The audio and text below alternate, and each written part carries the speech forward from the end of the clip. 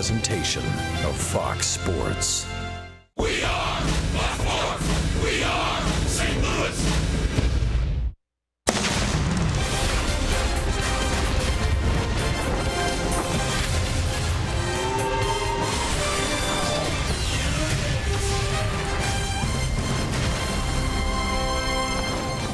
This is St. Louis Cardinals baseball, and it's a weekend series here at Busch Stadium. Interleague play.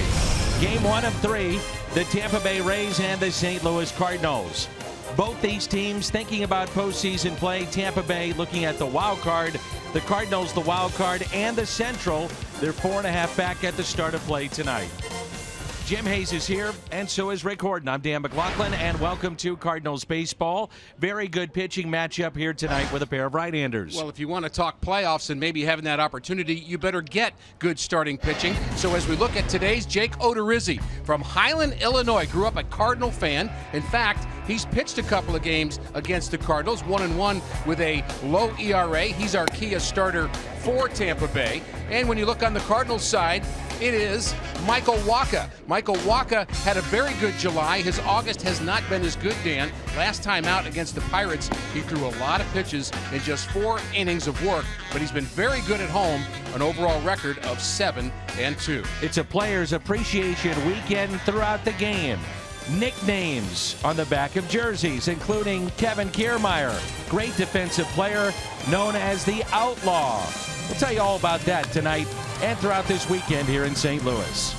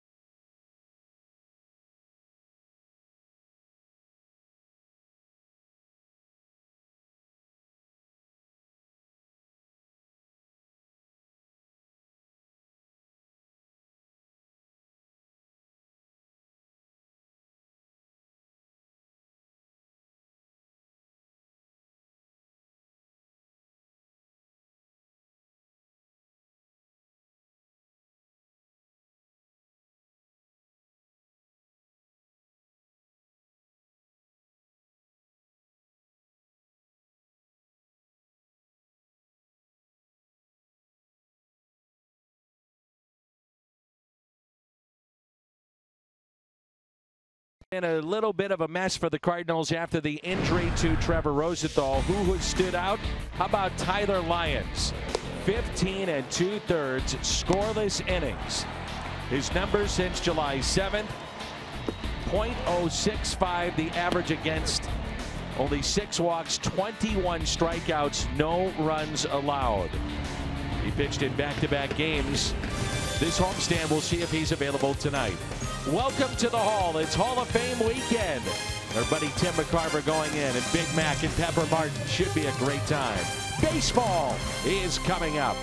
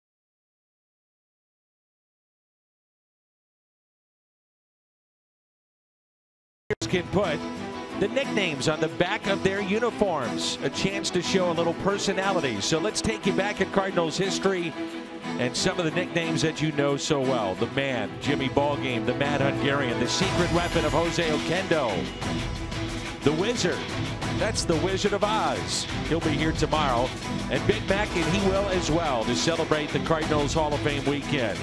Simply known as Gibby, number 45, Bob Gibson. Big Puma, Lance Berkman.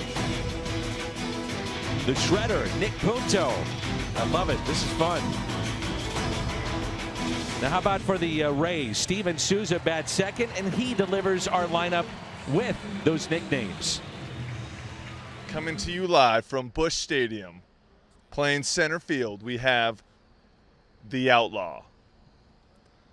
Batting second, playing right field, we'll have myself, going by Suzbot. Batting third, playing third, and wearing number 3, we have Longo. Batting fourth, playing first base, his cousin, Lomo. And keeping with the O's, batting number 5, and catching, we have Buffalo. Batting sixth, playing left field, will be Corey Dickerson. Batting seventh, playing shortstop, we have La Pantera. Batting eighth, playing second base, the new addition, Espy. And batting ninth, pitching, we have Odo. Not to be confused with Hodor. If you like Game of Thrones, you know where that's going. He did a great job with that, didn't he? I really like the nickname for Corey Dickerson. And the way he said it. Corey Dickerson. What was your nickname? Oh, I had so many. I don't even know where to start. Any that could be repeated? I had Hort, Nort, Rico in high school. I might have gone with Rico. I like it. With Rico, I'm Danny Mack. There you go. Oh, I know who you At are. the Cat. Exactly. And there's a look at Michael Wacha. So the special jerseys will be sold for fans, and a lot of money raised for local charities throughout Major League Baseball. The Hyundai pitch arsenal here on the Cardinals right-hander. Wacha has been throwing harder this year than he did a season ago. He's topping out at about 95 miles an hour. As we mentioned in the open, he did not pitch well his last time out, but had a really good July. The Cardinals need him to be sharp the rest of the way. The Outlaw with a fly ball into left center. There's Dex. Dexter Fowler with the catch. They call him the Outlaw. His nickname comes from the way he steals hits from opposing batters. So some of these nicknames actually have a meaning. Oh, yeah. We'll try to give you some of those throughout our telecast tonight and this weekend. Here's Steven Souza Jr. Maybe a broadcasting career coming up for him. Just take away the A and you got Walk. Well, comedy. He's got that deadpan kind of comedy routine going too. Not sure I'd want to be known as Walk and be a major league pitcher. Bob Walk. We just saw Bob Walk, broadcaster for the Pirates, and he did not walk very many guys, oddly enough. Here's Steven Souza Jr. And so the players, what they can do is use different colored bats. They've got the nicknames. It's Players Weekend, and it was a huge national trending topic on Twitter last week. The Cardinals had the opportunity, you were in Williamsport for that Little League game, to wear some of these uniforms. Yeah, what a great day that was. It was a long day for everybody, but it was absolutely magical. Dan, we had two major league teams playing in a minor league ballpark in front of Little League players and their parents, and it was just a terrific idea, and I think it all came off perfectly. Here's a 2-1 pitch, and it's taken a bit low. Cardinals are 7-6 all time against Tampa Bay. 13 meetings. Souza with 10 home runs since the All-Star break, and that's most on the Rays roster. Little chopper that's hit to short. Paul DeYoung makes the play. My understanding is that there are some players in the major leagues who had submitted their names for one reason or another, and they couldn't use them for trademark reasons, perhaps, or they just didn't seem to fit right. And was told that about Paul DeYoung, the shortstop, that he goes by Paulie D, and apparently that's trademarked. Paulie D. They also have a family patch or a special patch on the side of the uniform, and the reason why they can credit those that got them to the big leagues. Most of the players are giving credit to mom and dad. In some ways, I think that's more meaningful for them, that they get to wear these patches than they have their nickname on their back. An initiative of Major League Baseball, a couple of major ones, the family of Yadier Molina, but to get younger, we saw that on Sunday against the Pirates, but also to try to show and sell some of the personalities in the game. I mean, we have a guy in Mike Trout in our game that might be the best ever before it's all said and done. And unfortunately, not many outside Los Angeles know all that much about Mike Trout. That's just the reality of it. So this is a way maybe to learn more about the players. Longoria, base hit into left.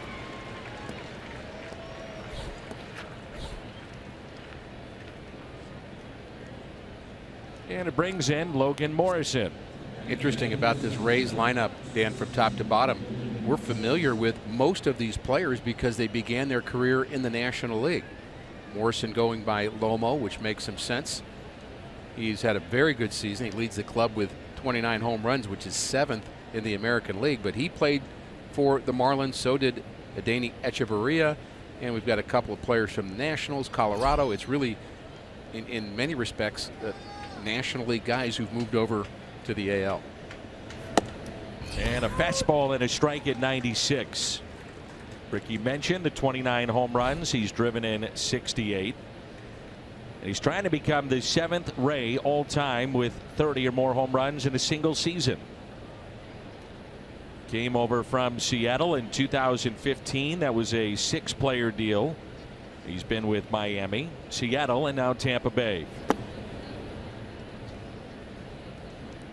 Toyota, keys to the game.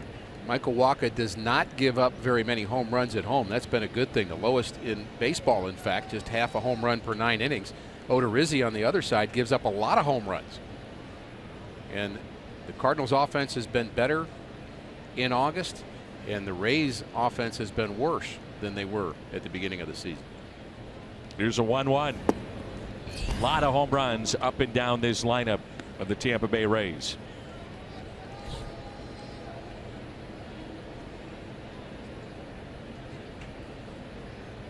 Morrison is over his last 15 with 4 strikeouts, ahead in the count, 2 balls and 1 strike.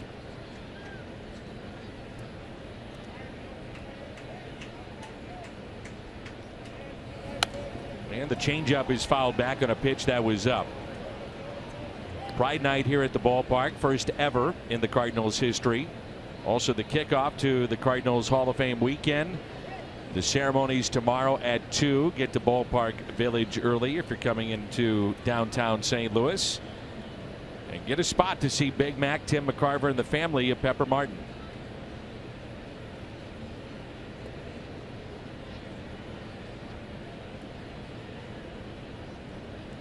The 2-2 just missed. I think Cardinal fans certainly familiar with Pepper Martin, the name, the history, being a part of this organization, really being a flashy player, and all that maybe we've heard about him. But I'm looking forward to knowing more about it by having his family here, and actually by hearing you MC that event. I think that's a great honor for you to do that, Dan. You do a terrific job with it, and it's an important event, I think, for the Cardinal franchise to honor the great players of the past.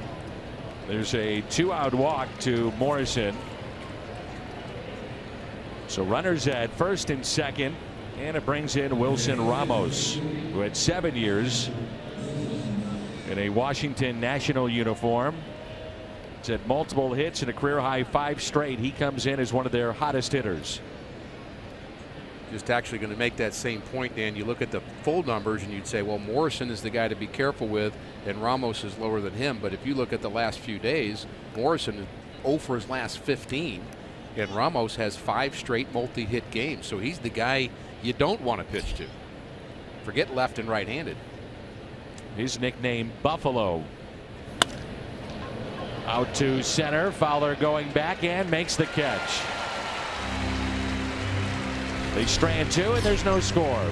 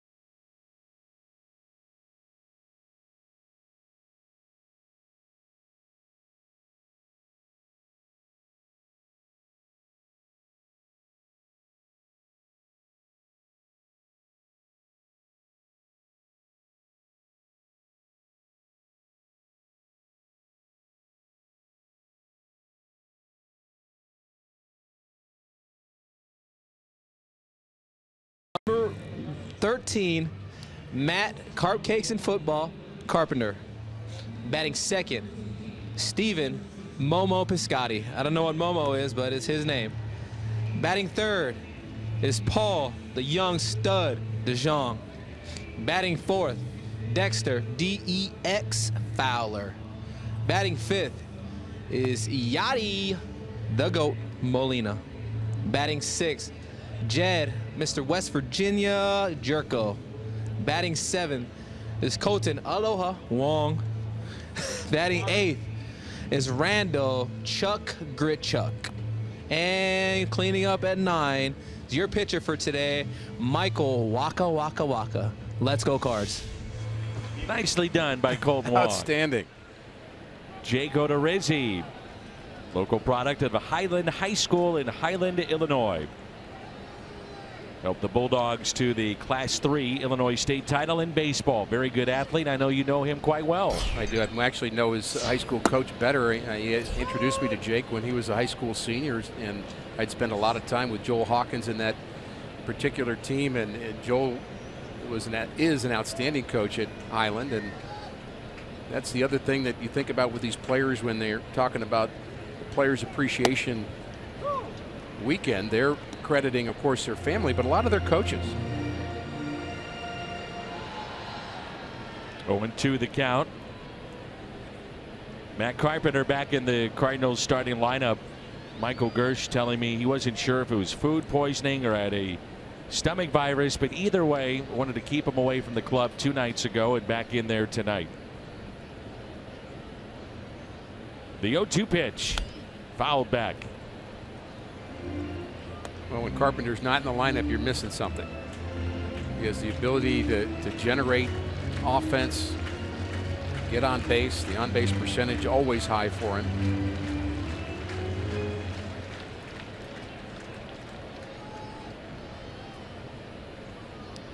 His patch honors his mom and dad.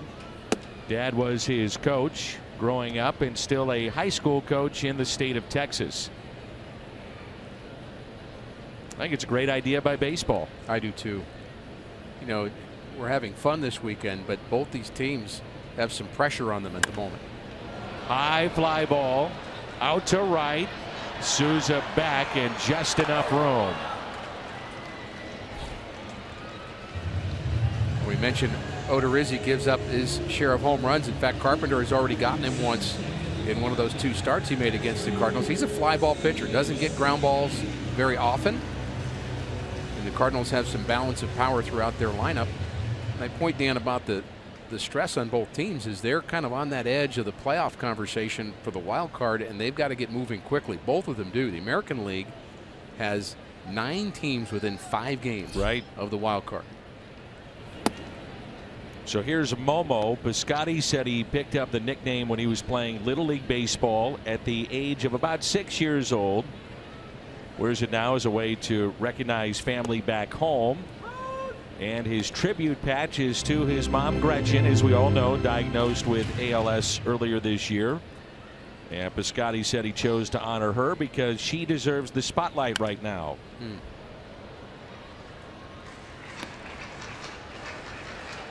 Jim Hayes, what do you have for us? Yeah, Steven was saying about that nickname. It comes from when he was a kid back in California playing Little League. He played ball with his 2 younger brothers. They called him Larry, Moe, and Curly, the 3 Stooges. Piscotty was Moe. It became Momo, and he said his friends at home still call him Momo. I like it. Momo with a base hit off the third base bag. So from 3 Stooges to Stanford, that's an interesting climb. Good point. Cardinals have been getting a lot of hits right down the third base line of late. Yeah, this one hits the bag and may have been able to be played by Longoria, who's a really good third baseman. Gold Glover at third. I don't think he could have thrown Piscotty out. If it gets past him, maybe it's a double. So I'm not sure if that was a good break or a bad break for the Cardinals that had hit the bag. Here's Paul DeYoung. Ricky mentioned he could not put the Paulie D on the back of his jersey, but he rips that into right center. Piscotty on his way to third. Cut off. Runners at the corners and 1 out for the Cardinals.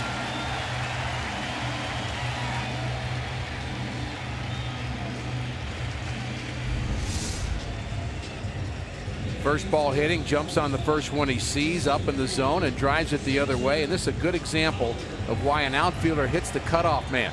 Perfectly thrown to the shortstop Echeverria to keep Paulie D from going to second. Piscotty was thinking third all the way. The Cardinals have gotten better, Dan, at going first to third this year than they were a season ago. Last night it may have cost them late not going first to third. But you do like to see that aggressive play. And now it's Dexter Fowler at his 50th run driven in on Wednesday, most since 2012 for him, and that was in Colorado. And there's ball one. Ricky mentioned the fly balls, and there's a lot being hit against Odorizzi. He has the second lowest ground ball percentage in baseball, 31.6. It's been even more dramatic this month, down to 24%. Well, everybody in baseball is talking launch angle and trying to elevate, and apparently they figured out how to do that against Odorizzi. He has a good changeup. He has kind of a split variety changeup, and that's part of his arsenal: breaking ball, fastball, changeup, and he'll use the changeup more against left-handed. Here's a 2-0 pitch, shift on. 3-0. Jimmy, what do you have on Dex? Well, this, according to Fowler, he had a nickname rejected by MLB. He wanted Sexy Dexy. They said no, he's going with Dex, Dan. Get all your scoops from Jim Hayes. Here's a 3-0 pitch. Swinging away. You know, we should have really gotten into the flow of this and had him with the cat on his back and you with Danny Mac. I mean, what you said earlier, I mean, why aren't we representing here? Got all weekend. Well, it is, now that I think about it, I'm rejecting my own idea because it is Players Weekend. Right. We don't want to crash their party. Good point. Odorizzi, the tribute patch for him on the side of the jersey is his wife Carissa and son Rhett. And he's got a number of family and friends here tonight, anticipating probably 200 to 300 is my understanding.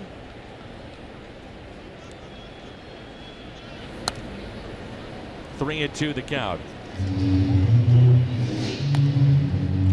Mentioned that Odorizzi grew up a Cardinals fan. He was at Game 7 of the 2011 World Series, and that was the last time he was at Busch Stadium prior to pitching in 2014. That game he faced his idol Adam Wainwright, and that's the pitcher that he saw last time here.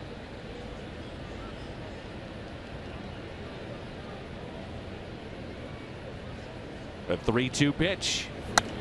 Hit out of play. Now that he's got a few years in, I'm sure it's a different feeling for Jake, but the first time you do that, and that's the guy you rooted for, and you're on the mound pitching against, I mean, that's a special moment, special feeling. Who was yours? Jerry Koosman. I pitched against him actually in Philadelphia, but he was one of those Met pitchers that I really loved when I was younger, and there I had to start against it, and you just kind of pinch yourself. 3-2 is hit in the air, out to left. That's Dickerson. Now it's Kiermaier that comes over, takes a throw, makes the catch, and the run scores. That makes it 1-0 St. Louis. That's a two-time Gold Glover out there in center. Well, he's not out there in center. He's out there in left at the moment. No wonder they call him the outlaw. Look how far he goes, Dan, to get this. He said, we don't need you. I can play left too, and that's why he got that throw, the strong arm off just a bit. I'm sure he's been coached, rightfully so. Anything you can get on a play like that, you get it, because we want your arm in play. So Momo scores the first run of the game. Well, we want some Momo. And here's Yadimo. Fouled back. I think you're okay with that play with Kiermaier because it was hit so high and was still able to square up and get behind it. Yeah, he wasn't off balance, and he did get behind it, and he knows what he's doing in the outfield. He is a supreme defensive center fielder. He won a Gold Glove, and there's some pretty good center fielders in the American League that he beat out for that.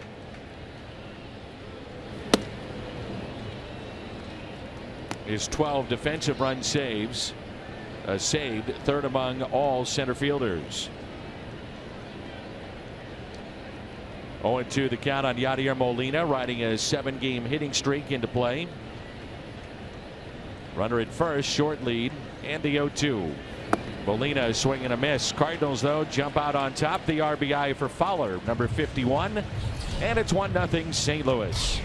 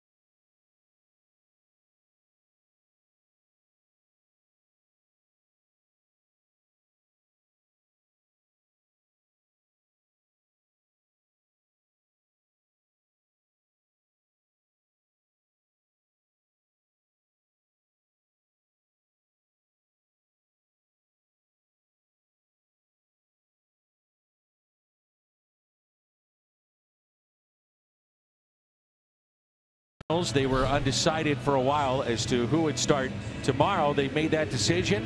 There's a look at Mike Leake. Jim has more on that. Yeah, Mike Matheny had been non-committal about whether or not Mike Leake would get his normal start tomorrow. The word from John Mozeliak earlier this afternoon that it would be Mike Leake starting. Leake has struggled lately. His ERA over his last 5 starts, 9.26. Mozeliak told me, whenever you take a moment in time and try to make a judgment on it, it's tough. You look at those first 8 weeks from Mike Leake, arguably he was going to be an all-star. Mo said he did consider calling up Jack Flaherty for the start, but Mo said he's getting to the point of innings when we have to be smart. And for his part, Leake told me he's glad to be starting. He told me physically he feels fine, just the normal bumps and bruises. He says he needs to do a better job loosening up to the point where his delivery is right so he can regain his pinpoint control. Dan. All right, Jimmy, thanks. We last saw him on Sunday, roughed up early in that game at Williamsport. And here is Corey Dickerson, who dropped 25 pounds going into this season and has had a very nice year. You saw Mike Leake on Sunday. It's been a struggle recently. What are you seeing? Well, it's exactly what Jim was talking about, and Mike was admitting to, just not having the pinpoint command and control. A lot of pitches in the middle of the plate, and he's a guy that has to hit corners, has to get corners from the umpire. He benefits from a wide strike zone and an aggressive, over-aggressive hitting team. And strike one so important for Mike Leake. 1 ball and 2 strikes. Danny Echeverria is at the on-deck circle, and then Danny Espinosa just picked up. Hit out of play. And Dan, as we talk about Mike Leake and we're watching Michael Wacha work today, the Cardinals starters have had 2 7-inning starts back-to-back. Good starts from Luke Weaver and from Carlos Martinez. That's the key going forward for this team. The starting rotation has to carry the ball so the bullpen isn't stressed any more than they already are. Let them regain their composure out there by going 7 or 8 innings in a game. And so that the Cardinals starting staff has a lot, I wouldn't say pressure, but they have, maybe that is the right word, opportunity. And they've got to really answer the bell for this team to play in October. Here's a 1-2 pitch to Dickerson. Spoiled. Wacha, his last 2 losses have been the only career games he's dropped in the month of August. 6-2 lifetime in this month. And that's usually when we're talking about, well, is he okay? Is the shoulder all right? Right. Is he stressed? Compromised? Lack of velocity? Whatever. That has not been the case this year. Here's a 1-2. The changeup did not go. Fielded Colbreth, the crew chief, down at third.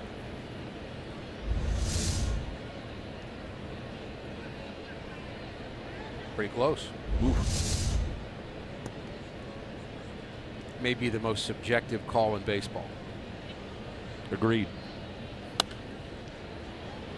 Out of play. Dickerson had the tremendous start to this year, at one point leading the American League in late June. He was batting right around 330, and since that time he's hit 220. The average has dropped to 286 overall. He strikes out a lot. Morrison strikes out a lot, and so does Souza. The three of them over 100 strikeouts on the season. 3-2.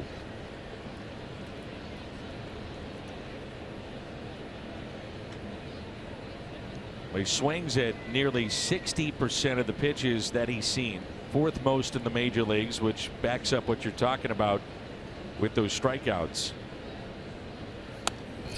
He'll also go out of the zone a lot. There's a number for everything in the game of baseball, but he's swinging on pitches out of the strike zone about 46% of the time, and that's second in Major League Baseball. So pitchers would say he's a guy who'll chase. You bet.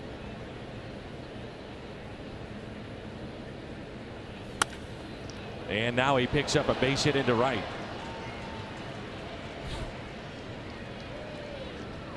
Cardinals defense tonight around the horn is presented by Dobbs Tire and Auto Centers. Grichuk, Fowler, Piscotty in the outfield. Jerko, DeYoung, Wong, and Carpenter on the infield. And Yadier Molina is behind the plate. I'm sure a lot of fans wondering, where is Tommy Pham? You may recall last night, fouled the ball off his foot, and so that's why he is not in the starting lineup here in game one. Adeiny Echeverria.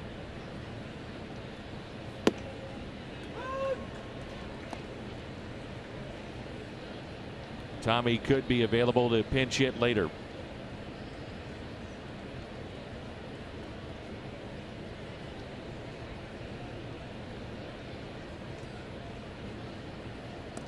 As we look at the Cardinals defense, and you just went through who's playing where, I prefer to see Grichuk in right field than left field, but I also prefer to see Piscotty in right field than left field, and you can't have two right fielders.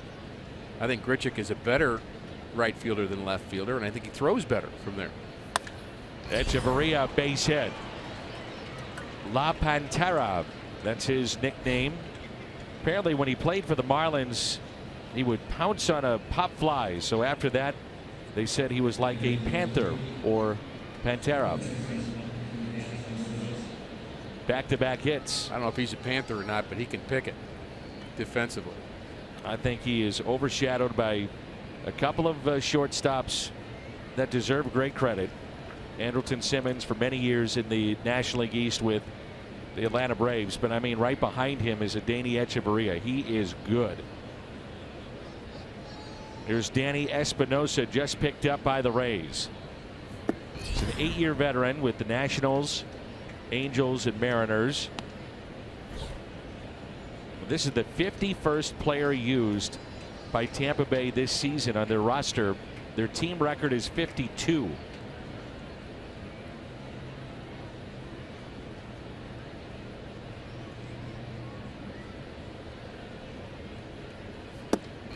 Two balls and no strikes. And they haven't had their September call-ups yet. Right. The September call-ups for the Cardinals, that'll be a complicated issue. Exactly right. No clear answer. You've got guys that are potentially playing in the playoffs that you'd like to have them have that experience, and which is more important for them to be here or there. Here's a 2-0. Popped up, and it is playable. Yadi throws the mask and makes the catch. I think that's a simple answer, by the way, and a big pitch by Waka to get an out with the pitcher coming up, who, by the way, could hit in high school, Odorizzi. Although every pitcher says they could hit in high school. But I think the simple answer on the September call-up is this a guy that's going to help you now? And do you see him filling a need you don't have anybody for? Then bring him up. If it's a reward for a good season, than keep him down in AAA and let him play in the playoffs. I would think a third catcher without question Yes. is coming. That's an easy one to look at. Alberto Rosario is still on the 40-man, I believe. We saw him last year. Odorizzi gets down the bunt. Yadi calls off Waka. Runners advance to second and third. Patrick Wisdom is one of those players I think that fits in the category of what you're talking about. And maybe Flaherty would be another one that Jim mentioned. Very good bunt by Jake Odorizzi, and his high school coach is the master. I happen to know this. The master, and I mean it, at teaching bunting. Why is he so good? Because he has him bunt all the time. I mean, he just teaches it, and that's part of their team's. I mean, you can't play at Highland High School if you can't bunt. Ask Jake Odorizzi. That was perfectly done. Here's Kevin Kiermaier. Good changeup. Ricky, he was picked number 941 overall in 2010. Only 4 players have been drafted lower by Tampa and made it to the big leagues. And now this guy's turned into a potential all-star year after year and a Gold Glover. Played at Parkland College and then was drafted. 1 ball and 1 strike. He's just one of a handful of players who've won multiple Gold Gloves being drafted that low. The scouts are looking for that too. Glove, speed, defense, and arm. Here's a 1-1. He was on the 60-day DL, and he came back on the 18th of this month, and since then, good numbers. Hitting .400, double, triple, 3 home runs. He's now 0 for his last 5, and Walker would love to make it 0 for his last 6. Tempted to throw that changeup again. He looked so bad on that one. But first, keep him honest. 98. Haven't seen that in a while from Michael Walker. I think he's been consistently 94, 96. 2 balls and 2 strikes.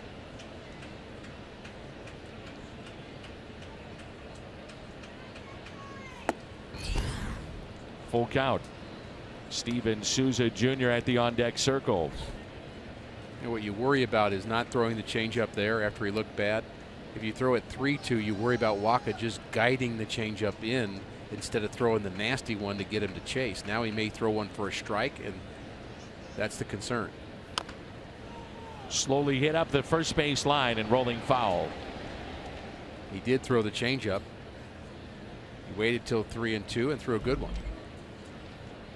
It was the sacrifice by Odorizzi, his 2nd career sack bunt, both by the way, ironically enough, against the Cardinals. And advances runners to second and third with 2 outs here in the top of the 2nd.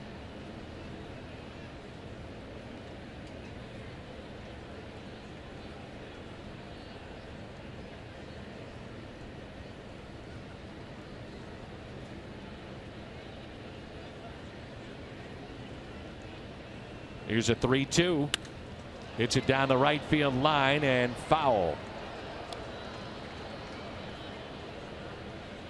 And that's the example of what I was talking about. That's the off-speed pitch that you just want to throw for a strike because you don't want to walk him, and you just let it sit there, and he got away with that.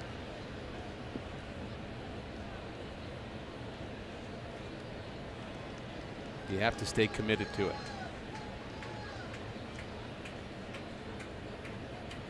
Here's a 3-2. Got him. A strikeout from Michael Waka. Kiermaier slamming down his bat, flips his helmet. The first strikeout of the night. Got him with the changeup. 1-0 Cardinals.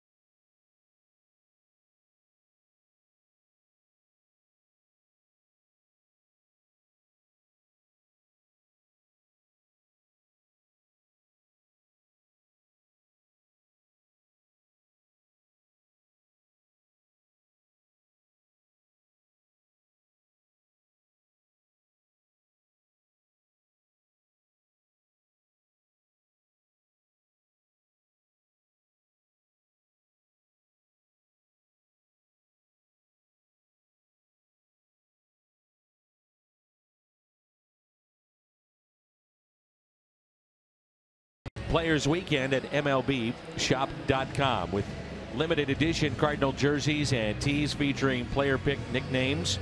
And we're the gear that the players are wearing on the field this weekend. It's available while supplies last at MLBshop.com.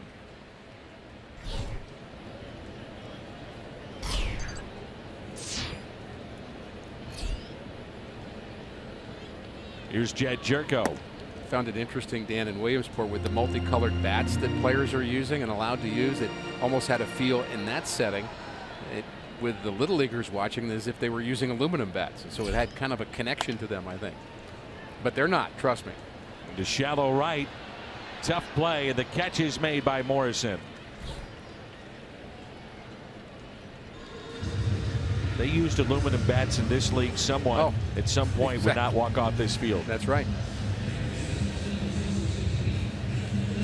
Here's Colton Wong riding a 7-game hitting streak and did a nice job as the Cardinal leadoff man with Carpenter out. He's had a really good year. Colton Wong. Said he's just been called that since he was a little kid. And that practice has continued all the way into the majors. The changeup tap foul. He is second in the National League behind his teammate Dexter Fowler for the month of August at .392. He's driven at 15. He scored 17 in 21 games. And his hits are coming left field, center field, right field.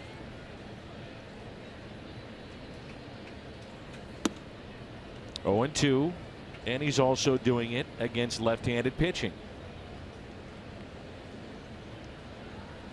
Really gotten settled at the plate and in the field.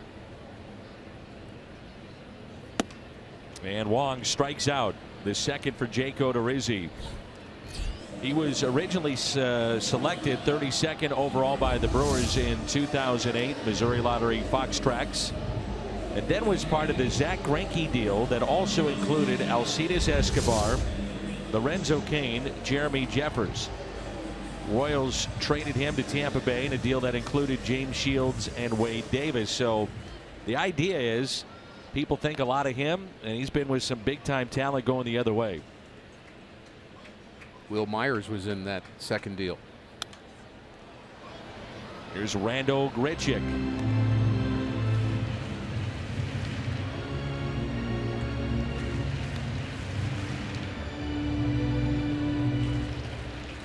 Randall said a lot of the kids never called him Gritch. That picked up when he got to Pro Bowl.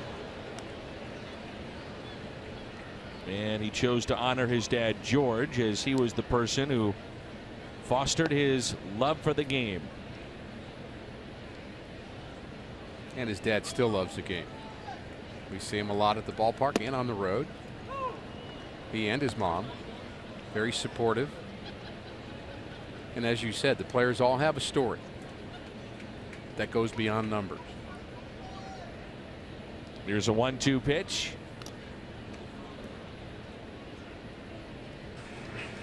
He's got the high solid red stirrup with white shoes, and I think of white shoes, I think it's an all-star game.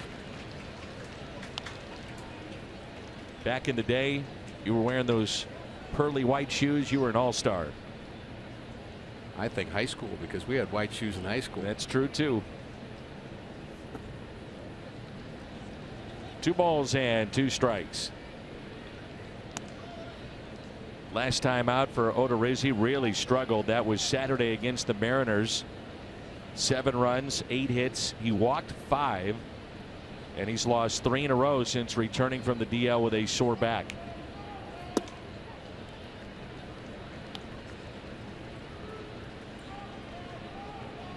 I think of Jacob Turner, Jake Odorizzi, some of these young starters that have come from this area, and I'm sure Mike Matheny knows all about Odorizzi too. He was very close to Jacob Turner, used to catch him. There's a guy named Scherzer from St. Louis who's pretty good. A guy named Burley who's pretty good too. Cliff Polite. Here's a 3-2 pitch. up and in, and watch out. It's a walk issued to Randall Grichuk and extends the inning to Michael Wacha.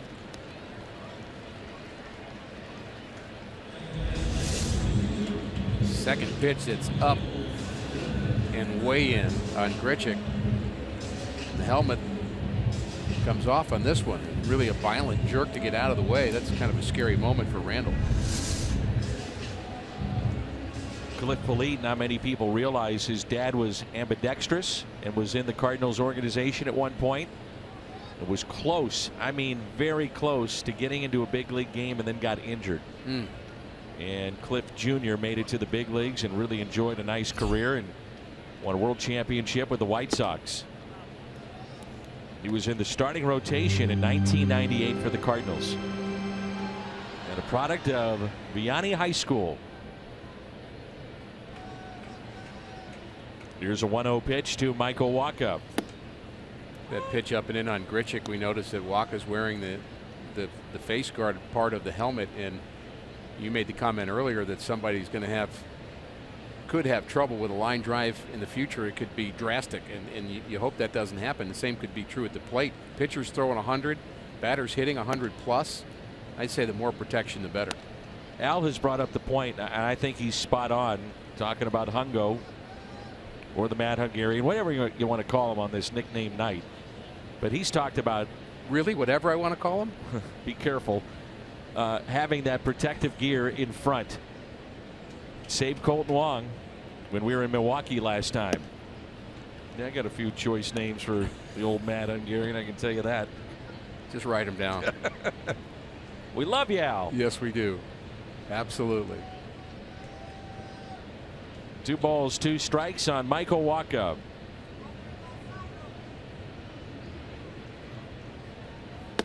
It's kind of like when they started instituting the ear flap.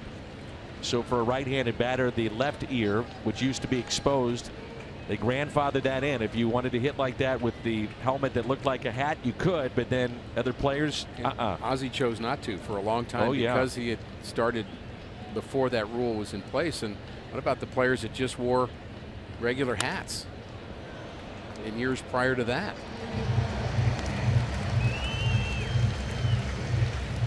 Brought his glove and makes a catch.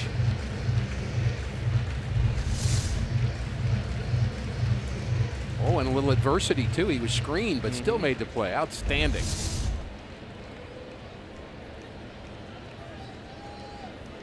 Runner off with the pitch, the 3-2 again. And Wacha got a piece of it. Odorizzi at Highland High School, a star wide receiver on the football team. His senior year, think about this. As a pitcher, went 14-0, 146 strikeouts in 89 2/3. He walked only 6. That was it. As he dominated in Illinois. And a swing and a miss. 2 strikeouts in the inning. 3 tonight for Jake Odorizzi. Cardinals on top as we head to the 3rd.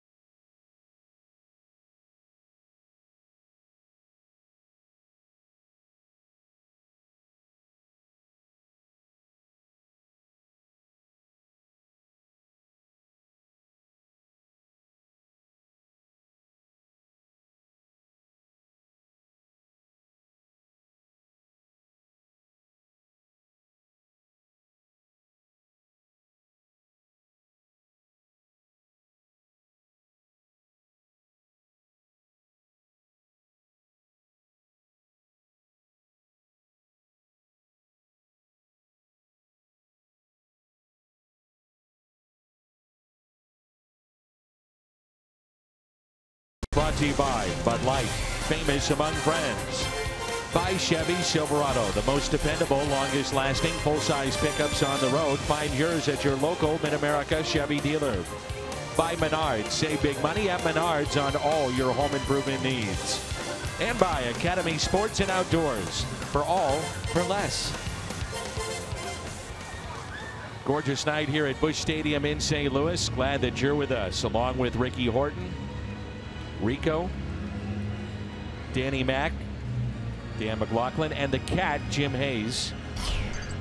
We're on Fox Sports Midwest, and it's the top of the third, 1-0. Again, if you just joined us, it's a nickname weekend, trying to find out a little bit more about the players and their background.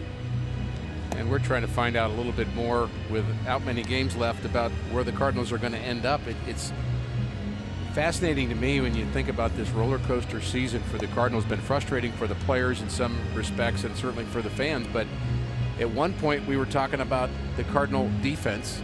At one point, the base running. At one point, the hitting. Then it was the starting pitching. Then it was the bullpen. So really, it's been just a click off. And Mike Matheny's been talking about that recently, that he just hasn't had everything working at the same time for a prolonged period of time. The Cardinals did have an 8-game winning streak, Dan. And you think that's how it's supposed to be. And it's always been a click off. And with just 35 games left, including this one, that adjustment has to be made quickly. And a strike underway here in the third. Steven Souza Jr. Over the last 5 games, this is a Rays club that has hit 11 home runs. 12. And a long one. Into Big Mac land. My goodness. Steven Souza Jr. with number 28 leads their club in ribbies with number 75. Wow.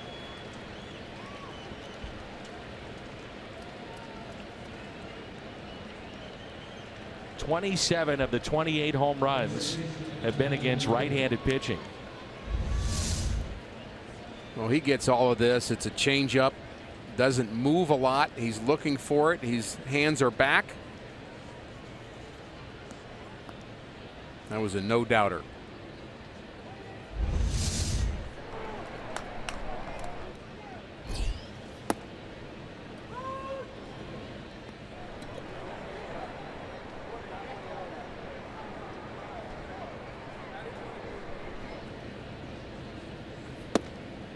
I got to say, that's one of the longest ever in Big Mac land.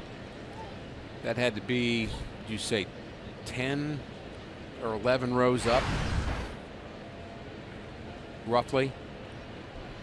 Yeah. That's not in the first row or just in the Big Mac land. That was way up there. And I'd say for every row you go up there, 1, 2, 3, 4, 5, 6, 7, 8, that's about 10 or 11. Breaks his bat, and a base hit into right field. Evan Longoria. They've had double-digit home runs from every defensive position.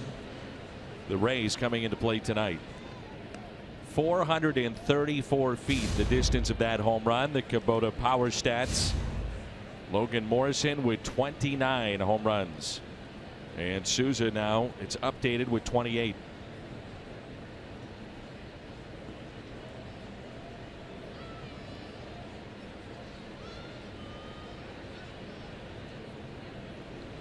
Morrison walked his first time up. And chased a high pitch.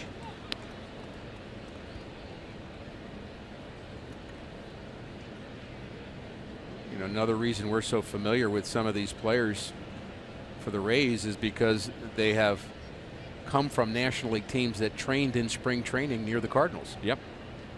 Whether it be the Marlins or the Nationals in the case of Souza. So we saw them a lot when they were coming up to the big leagues. Morrison with Miami. Right. Echeverria. Logan now with 20 home runs on the road this year. 4th most in baseball. 3rd most in franchise history.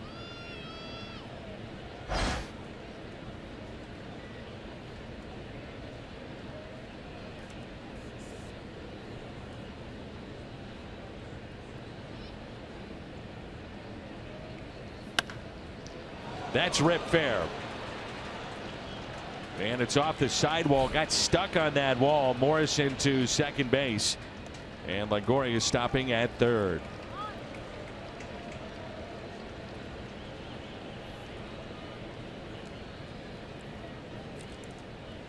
Two very hard hit balls in the inning, along with the jam shot, and that one was center cut.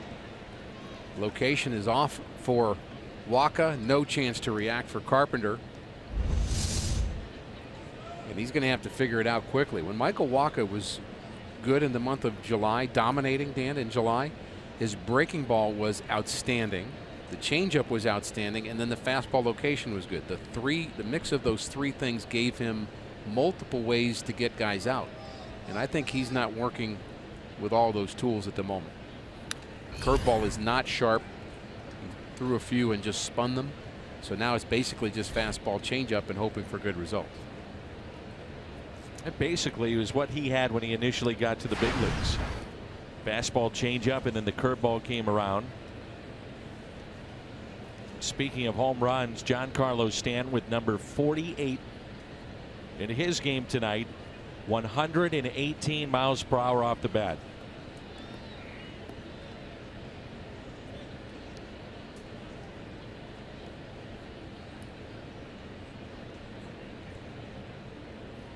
He's also added number 49. I'd say he's had a pretty good year and a pretty good second half. Wilson Ramos at the plate. Abuelo, his grandfather.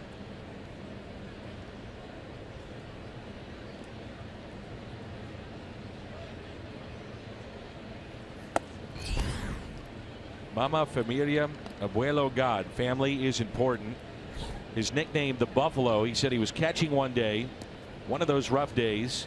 He said, I'm catching all kinds of heat. Balls are hitting me all over the place. I'm getting bruises all over my arms and legs. And Ian Desmond tells me, I don't know how you do it. No matter what happens, you're always ready to go. You're a Buffalo. After that, I was the Buffalo. So there you go. Wilson Ramos hits it foul. 2-2. That's where nicknames normally come from, your teammates. Yeah.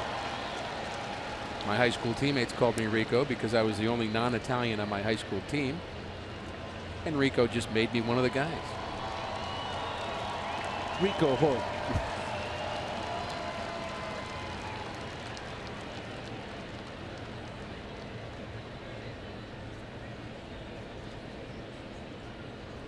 Runners at second and third. The 2-2 pitch.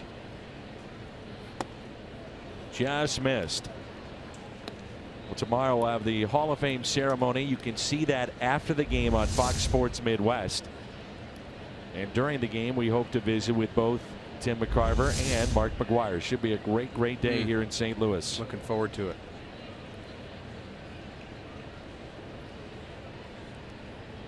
(3-2). And he struck him out. Got him with the breaking pitch.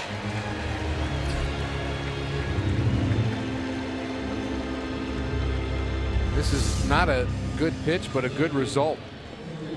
Actually out of the zone. Wacha gets the benefit of the doubt. Kind of a spinner, really, but that's the pitch he's going to have to develop if he's going to go deeper into this game. Manny Gonzalez, Mark Carlson, CB Buckner, Field and Colbreth, the umpiring crew.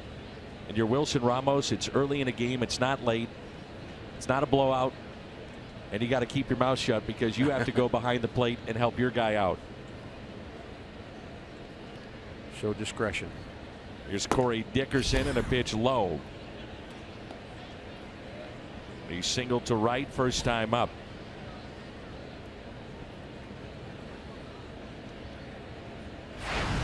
The Phillies in the top of 5 with a 6-1 lead over Chicago. Cardinals are not pitching to Dickerson. See Yachty setting up outside. He gave a signal, tried to get him to chase. You talked about how he does chase his last at bat. They gave him 2 chances to do it. Now they're walking him.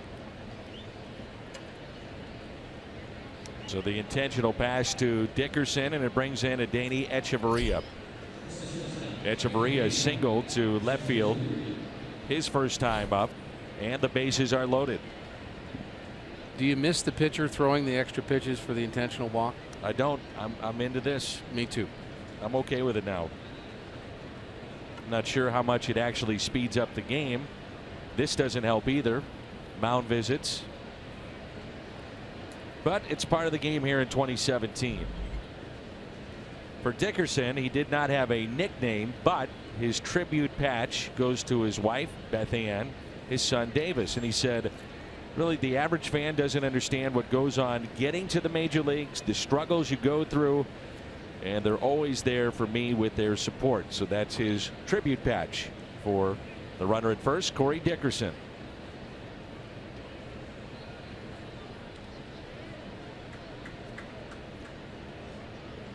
Bases loaded. Echeverria pulls it fair inside the third base line and down into the corner. 2 runs will score. They'll hold up the runner at third. That's Corey Dickerson, and Tampa Bay now with a 3-1 lead.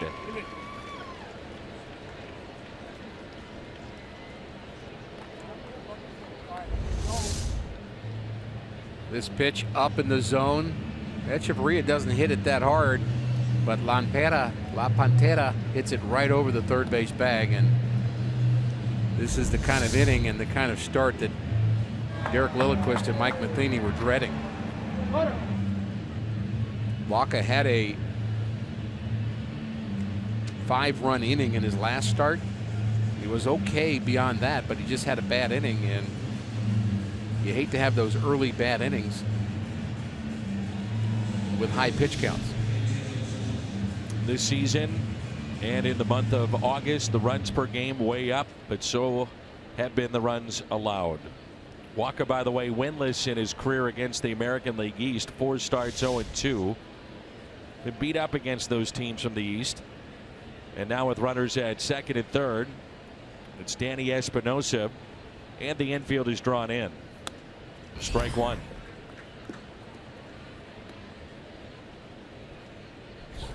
Espinosa prone to strike out, which is why you're pitching to him here. You'd rather pitch to Espinosa, the new guy who's just been released by a couple of teams this year and re-signed.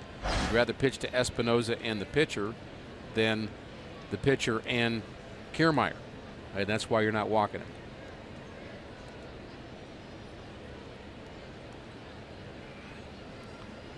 And the 0-1 pitch with runners at second and third.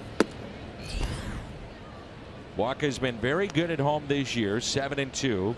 A different story though on the road. 2-4. ERA is near 6 away from Busch.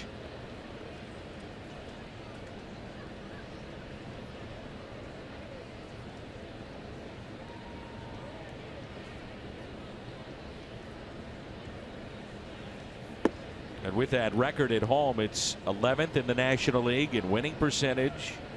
Tied for 7th in wins with those 7. ERA is under 3 this day and age. That's very good.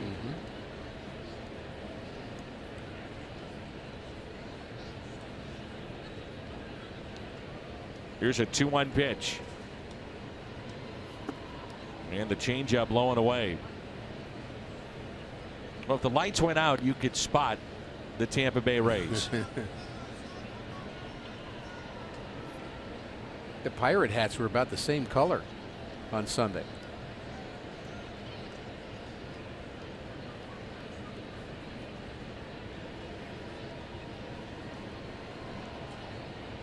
Here's a 3-1 pitch. Popped up left side, out of play.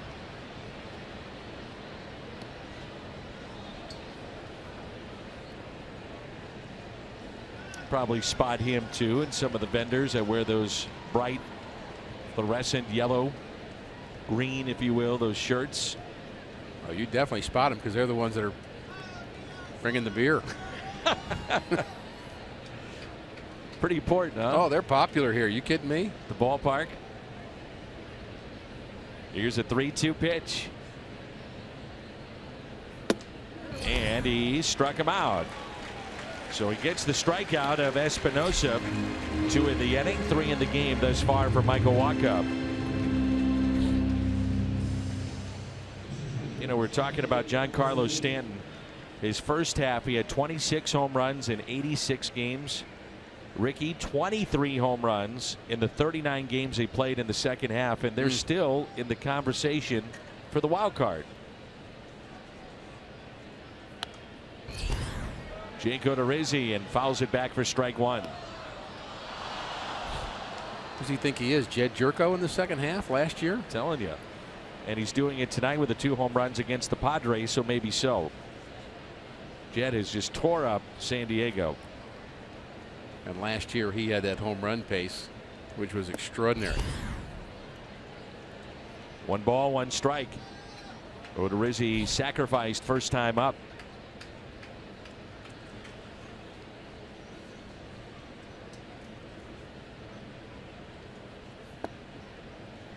Two and 1.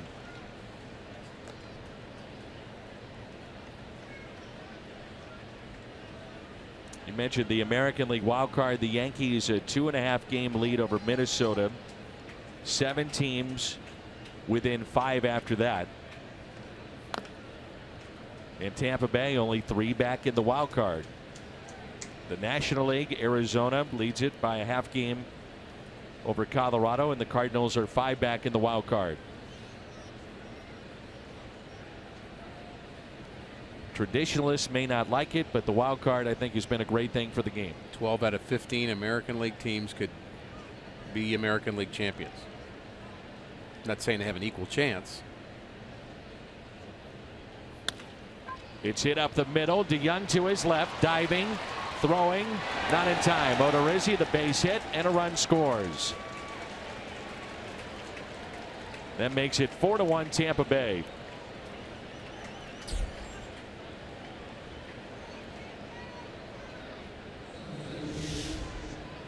The playoff picture in the American League: Boston 4.5 game lead, Cleveland 5.5 in the Central, Houston running away in the West.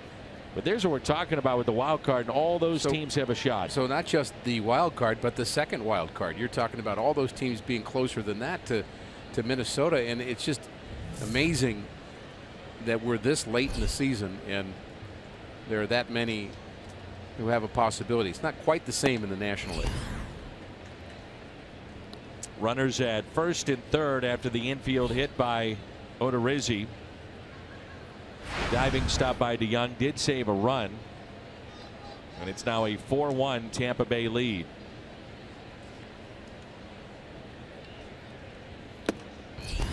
One ball and 1 strike.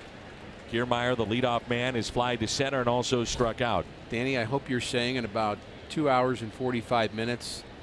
And wasn't it something that Paul DeYoung saved that run in the 3rd inning? And that was an important part of this Cardinal comeback. That's what I hope you're saying. You never know. Write it down. Let's see. 8:20. Rick made a point. Got it.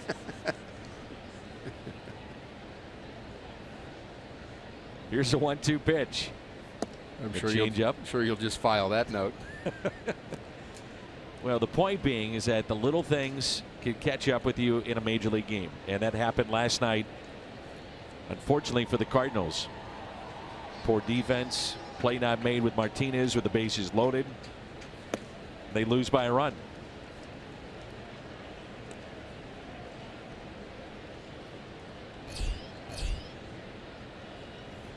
.34 pitches for Michael Wacha here in the 3rd, and a total of 76 thus far.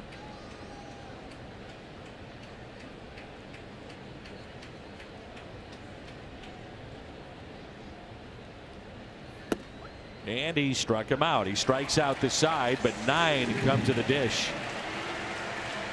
Steven Souza Jr. with a long home run into Big Mac land. After that, 3 more runs. Tampa Bay on top.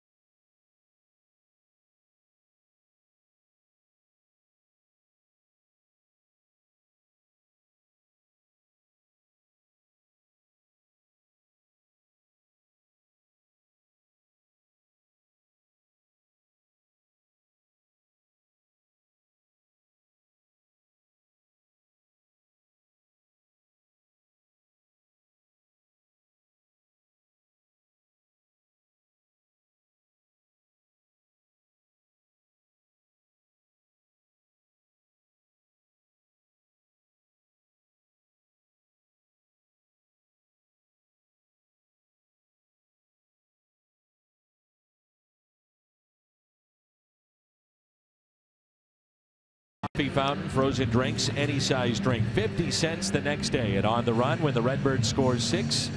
Keep the celebration going and stop by On the Run tomorrow for a thirst-quenching win. You earned it. Jake Odorizzi had committed to go to Louisville, then was taken 32nd overall in 2008.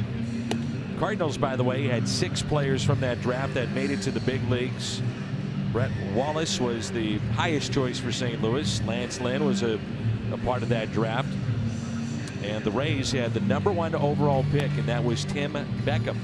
Shortstop that season, went #1 overall. Mentioned that Odorizzi grew up a Cardinals fan, and here he is pitching at Busch Stadium in his hometown, basically, from Highland, Illinois.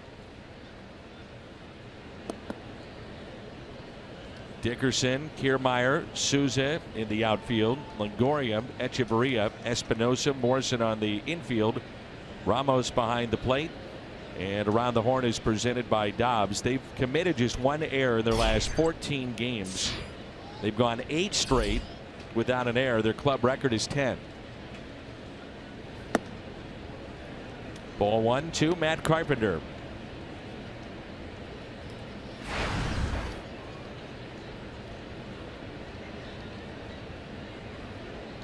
Tampa Bay, a team that was really first to explore the shift as much as they do. Joe Madden was big into that. They looked at it with a small payroll, lesser talent, trying to gain an edge any way they can. That's a look at Kevin Cash, the 39-year-old manager, the youngest manager in the game today. Just slightly ahead of Andy Green, also is 39, but just slightly ahead by a few months. So they were both here in this homestand. Hinch is the 3rd youngest, and he has a pretty good team in Houston. Ooh. Dave Roberts is the 4th youngest. He's got a pretty good team in LA, and Mike Matheny is 5th. So there's your top 5 in terms of young managers in baseball. Who do you like in the National League? I mean, can you go against the Dodgers? It's hard to go against the Dodgers because everything they're doing works, and they can lose a star player for a while and it just doesn't matter. I think they're just on such a winning roll, it's hard to go against them. It really is. 3-2. How about the American League? Astros, I think, would be the top choice. Their lineup's very, very good. That Boston club is pretty darn good. We saw that. Oh, did we? Find it very interesting to see how vocal some of the players were in Houston, and the fact that they did not go out and add pitching. Lineup loaded, but many of the players were frustrated with that. You know, it's always a tricky business. I'm not in favor of players ever even talking about that. I just think that is a clubhouse disaster, because if you say, hey, we need more pitching, you got pitchers on your team that can read, that are hearing about that, and that can be a real negative. I think that's better off for others to talk about and players to leave alone. Second walk issued by Odorizzi, and it brings in Stephen Piscotty. Singled off the bag at 3rd and then scored on the sac fly by Fowler.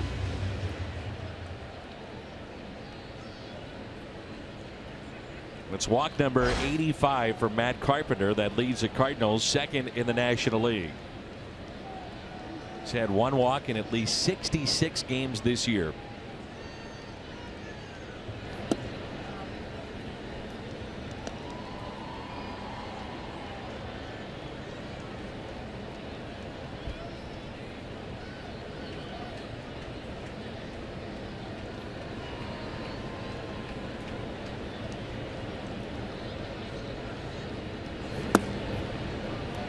Two balls and no strikes. That's the last thing that Odorizzi wants to do, is give free passes and give the Cardinals a chance to chip away. A walk for Carpenter. He now passes Marty Marion. That's 452 career walks, 16th place. Cardinals history. Up next will be Mark McGwire at 470. 3-0 the count. Paul DeJong at the on deck circle.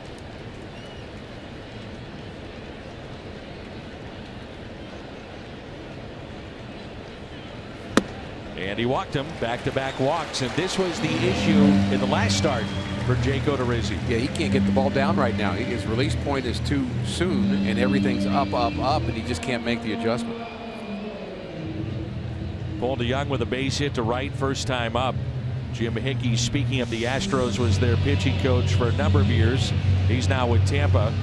Highest home average among rookies for the Cardinals, and Paul DeJong 371 at home this year.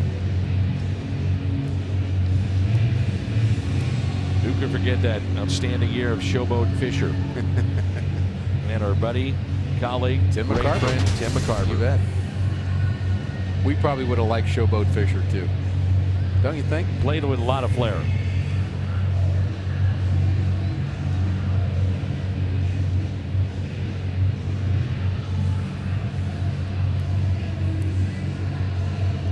Here's DeJong in one swing of the bat, and we're tied. And you think about that when he comes to the plate. 4th all time in Cardinal rookies in terms of home runs with 20 now. Odorizzi has allowed 26 and at least 1 home run in 31 of his 33 starts dating back to last year. So something to keep in mind.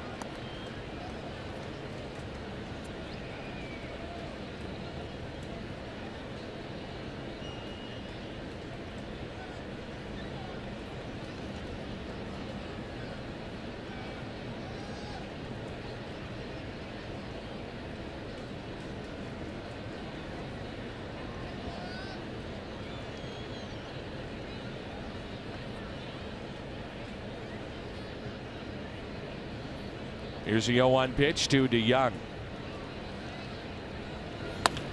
DeJong with a high fly ball. Left center. Dickerson back near the wall. Just enough room. Carpenter will tag up from second to third.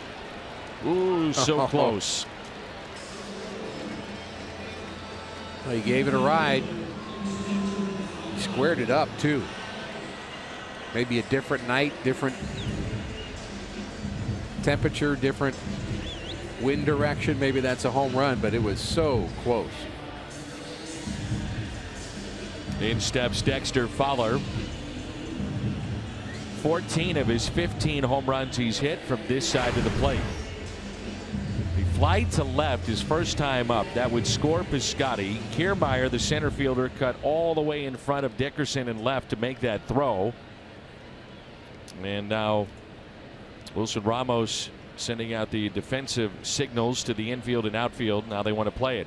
Take the same fly ball to left right now. You don't have to get them all back. You'd like to, but you have to get one. The check swing and a foul ball. Academy Sports and Outdoor Leaderboard and Dexter Fowler. Interleague play this year, the major league ranks 382, that average. Inning started with a walk to Carpenter, walk to Piscotty. DeJong, the long fly ball and out into left center. And it's 1 ball and 1 strike.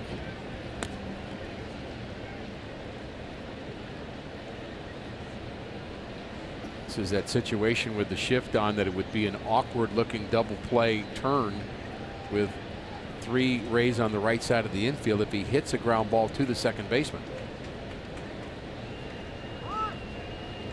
It's always the risk you run with the shift. So if the ball is hit, let's say a couple of feet to the right of the second baseman and he's got to turn, that is not the normal angle where you're going to get that force out at second base and an awkward throw to first. 2-1. You come back and like you said, he's been here before, Odorizzi, but still the excitement has to be there. Facing the team that you grew up watching and the players that you idolized. The 2-1. 2-2. And I would imagine, I guess, with time and being a major leaguer, some of that goes away, but still very exciting. He's throwing a couple of good cutters in this inning.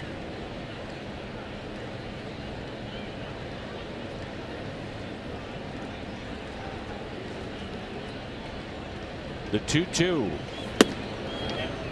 3-2.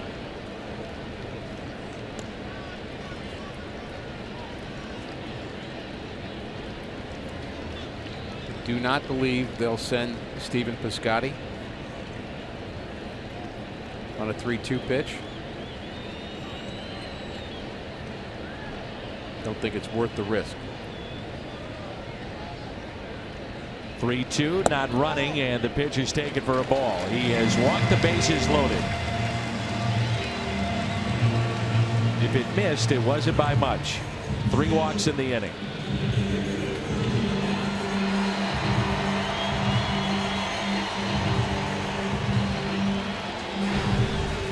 Rally cat, wherever you may be, start doing something. Yachty's up.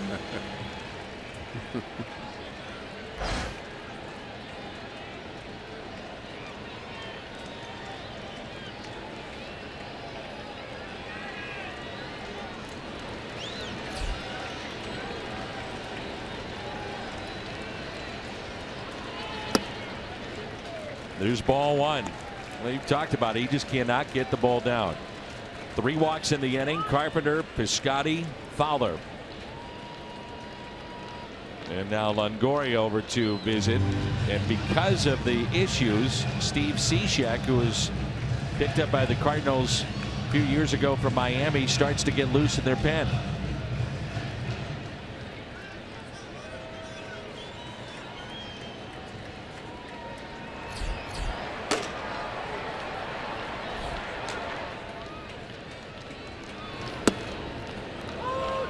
One ball and 1 strike.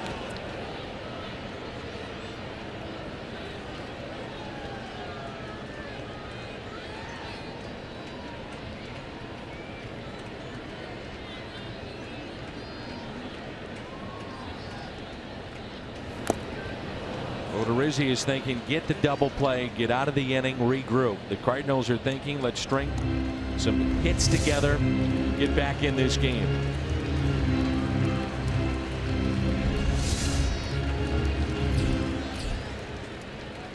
20, 21, now 22 this inning. Pitch is thrown, a total of 63.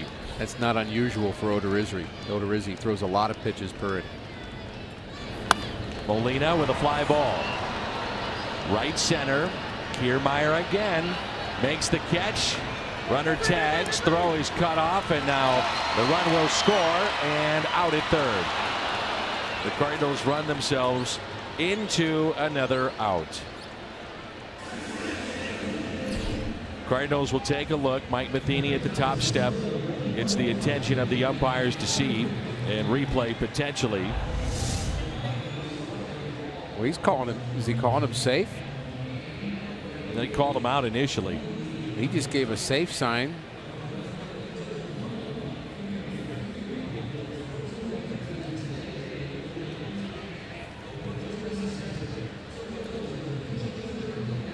Not sure he ever tagged him. Well, I also wonder whether there was a conversation maybe about the tag, although that wouldn't be a conversation. You'd have to actually appeal it. And maybe they did appeal it. Maybe there was a safe signal given. And I think the player stepped on the bag and they actually did a quick appeal and they said, no, he's safe. Meaning Carpenter successfully tagged up to score. He didn't leave early. But now the question is about Piscotty coming into third base. I think they settled the play going home on the potential tag up. So Carpenter's safe, but what about Piscotty?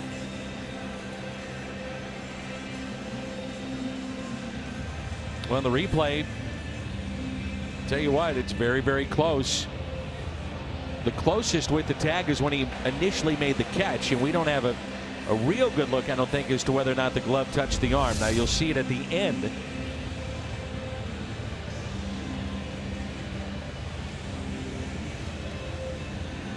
can see Piscotty hesitate going to third. The reason being there is to make sure that Carpenter scores, so if he stays in a rundown, the run is officially scored for the Cardinals.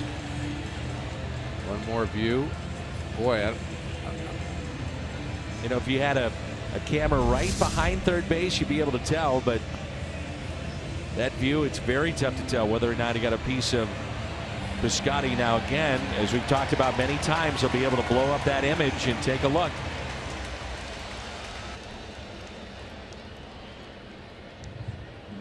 Regardless, the run does score to make it a 4-2 Tampa Bay lead.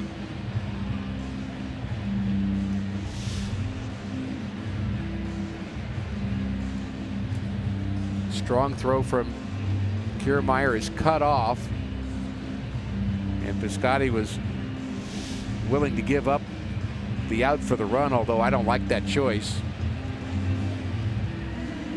But it may work out. We'll find out. And you say that because the run would have scored anyway. Exactly. And you don't want to run into an out when you're already in scoring position. And from the pitcher's perspective in Tampa Bay, Odorizzi is walking towards the dugout and they call him all back. And now he has to sit on the mound and play catch and wait. And there's no other Ray on the field at the moment.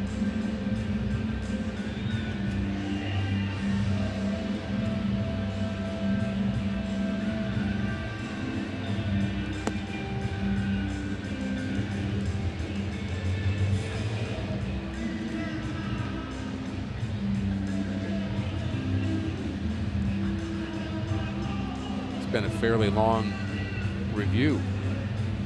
The goal this season was to get every review under 2 minutes. I don't think we're going to make this one. Well, you can challenge the call, but I'm with you. I mean, the base running again, if he's called out, I mean, you kill a rally, and it's happened way too many times this year. Way too many times. Rally is killed. You do score the run. But again, you have to question the decision making on that particular play. Run scores. That's Carpenter, and it's now a 4-2 Tampa Bay lead.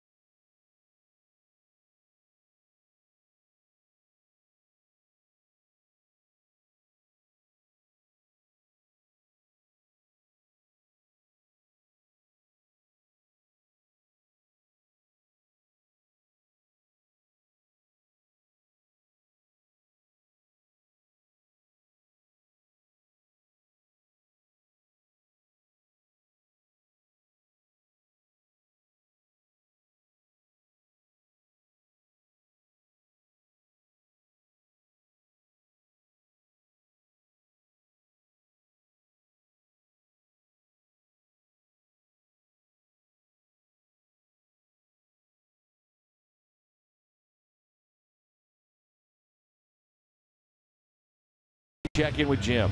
Dan, Matt Bowman has pitched a lot. His 63 appearances, tied for the most in baseball, and he's struggled lately. There's been a ton of speculation that Bowman has been compromised because of overuse. Bowman says that is not the case. He told me, I'm constantly self-evaluating. I work on velocity and check that out. I check location, movement, and how my body feels. I know what people are saying, but it's not fatigue. He says, being the type of pitcher he is, he knows there's going to be stretches where he loses command, and this is one of them. Bowman told me physically he feels good now. He said, I actually feel better now than earlier in the season when I wasn't feeling good but was still getting good results. Either way, Dan, the Cards need him to get going quick. Yeah, we'll see if he pitches tonight. How about Matt Carpenter? How's he feeling? Feels a lot better today. He said he got a stomach virus where he couldn't hold down food for about 36 hours. He said he might have picked it up from his daughter.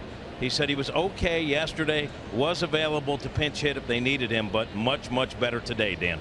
All he ate was toast the last 2 days. All right, Jim, thanks. Thank 1-2, you, the count on Souza. Ricky, you made a great point during the break. Not only did you have something going against Odorizzi, but he can't find the strike zone. Yeah, he was on the ropes at the moment, and when you run into and out on the bases, that is such a relief and a gift to a pitcher that's struggling, and that's essentially what happened. Here's a 1-2.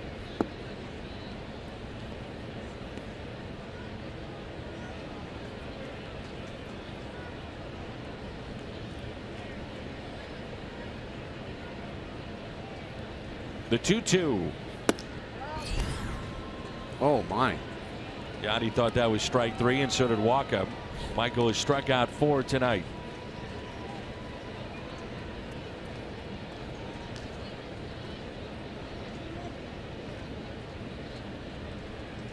Here's a 3-2 and a base hit into left center. That ball will drop, and Steven Souza Jr. is 2 for 3. Adam Wainwright, big league impact. They were busy today. Had the opportunity to MC his fantasy football function. And one of the things that they showed, Ricky, during the event, and I would encourage anybody to go online and look at it. Go to bigleagueimpact.org and check out the video with Adam and Luke Weaver going to Haiti. And so far, just in St. Louis alone, they've raised $775,000. Fantasy football, Alex Petrangelo, the Blues captain, participated with the team. Chris Pronger, the Hockey Hall of Famer, Matt Carpenter, Luke Weaver, Lance Lynn, all were there. But Adam doing some great things, and not only the money going to Haiti, but what he's doing in providing meals to so many kids here in St. Louis and backpacks. It's a great cause that he's gotten behind, and make sure you check out that video. And for those that didn't get a chance to hear his interview up here in the booth, I know he was trying to keep it a secret from his teammates. I thought that was funny. He said, I don't want them to know I'm up here. They'll figure it out sooner or later. Well, guess what? They all know now. But I thought he said some wonderful things while you guys were talking about his obligation to help people that I just think were really who Adam Wainwright is. And I thought it was just a terrific interview.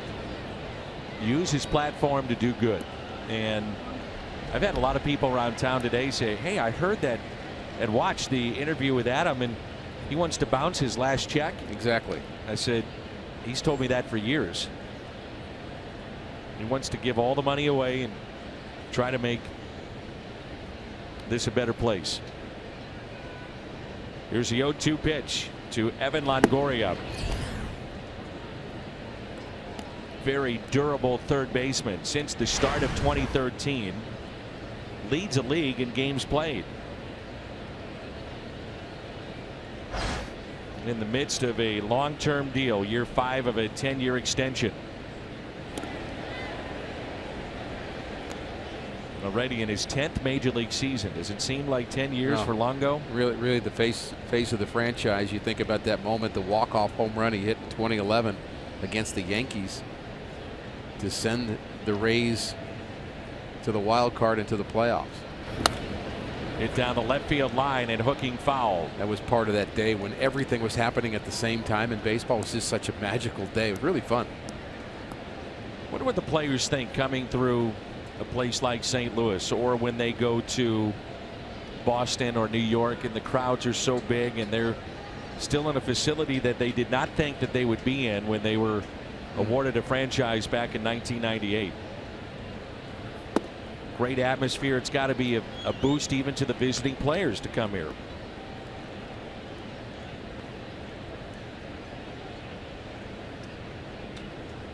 We go to Tampa. A lot of the fans Still remember St. Pete, the Cardinals training there. So good crowds for the Cardinals. 2-2 pitch is hit into right. Piscotty is over and out of play.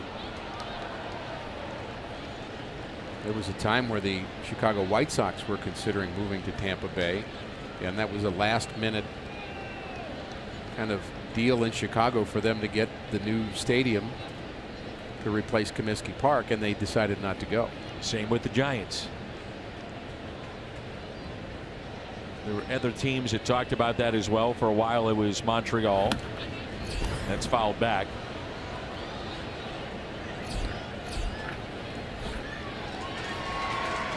Well, so far he's seen 16 pitches. 2-2 the count. Pitch count at 92 for Wacha as he's working in the 4th inning. Very similar. This is very similar to his last start against Pittsburgh. 2-2 pitch. He went 4 innings in that game, gave up 5 runs in 1 inning, and today he's given up 4 runs in an inning, but the pitch count got up. He just doesn't have the mix that he had in July. There's his numbers from that Pirates start. Runner goes on the 3-2, strike him out, and safe at second base. Stolen base number 12 for Steven Souza Jr.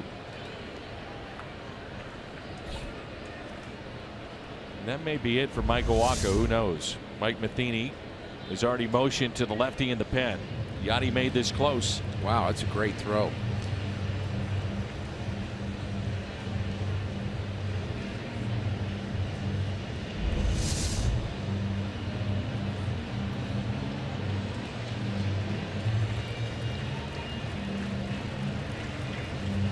Zach Duke coming on. Logan Morrison due up. Chevy called to the pen.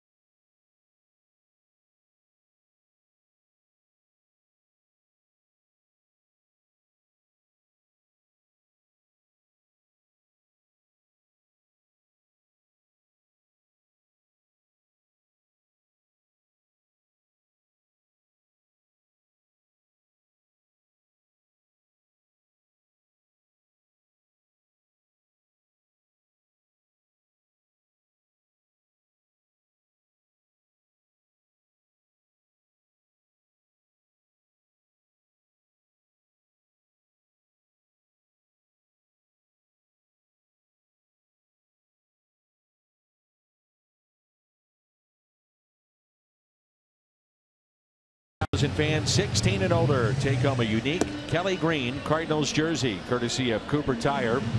Visit cardinals.com/promotions for tickets. Much like the jersey you see St. Patty's Day in spring training. Hyundai pitch arsenal on Zach Duke. Zach tough on lefties. Has 2 different breaking balls. One's a little bigger, one's a little shorter. I think the slider is really his best pitch, but he'll use the fastball in to set that up. The Cardinals have a lot of outs to get, Dan. I mean a lot of outs with their bullpen here tonight. So Morrison at the plate and a strike. He's 4 for 9 with a walk, a couple of strikeouts against Duke. And Mike Matheny, the way that he managed late last night and how he's doing it here, It's a manager that's managing games that he knows he's running out of time. I think that's right, and I don't can't blame him for that. Nope. And you also would say that there's 6 more days before the September call-ups, so you almost have to just push as hard as you can the next 6 days, and then back to our conversation about who do you bring up? Somebody, pitchers. A lot of outs, 3 1/3 from Michael Wacha tonight. Duke comes in with 1 out runner at second base. 0-2 the count on Logan Morrison. Interesting, the Cardinals have put Alcantara into the bullpen in Double-A. By design. And a fly ball into center. Fowler with the catch. But the point I'm trying to make is that, you know, if you're in May, June, April, Michael Wacha is still in the game, and you cannot afford to lose any more games. So the lefty-lefty matchup, he goes in that direction. He feels he can get Ramos out and then maybe regroup in the 5th. Here's the problem with thinking too much about matchups in the 4th inning, however, and is you're not going to be able to do that every inning the rest of the way. You're going to have lefties facing righties and righties facing lefties, because you're going to run out of pitchers if you don't. And I agree with you. I think it's a time in the game where you just have to stop the bleeding and keep it close. But at some point, you're going to have to rely on somebody to give you multiple innings out of the bullpen. And here's Corey Dickerson. They do have a fresh arm out there in Ryan Sheriff. Looking at O and Brebbia, maybe Bowman. Tui Valala pitched last night. Dickerson is 1 for 3 against Zach Duke. We might see them all. That's my point. I think the one you may not see would be Lyons, who's pitched close to 50 pitches the last couple of nights, and there's a stolen base. So 2 in the inning.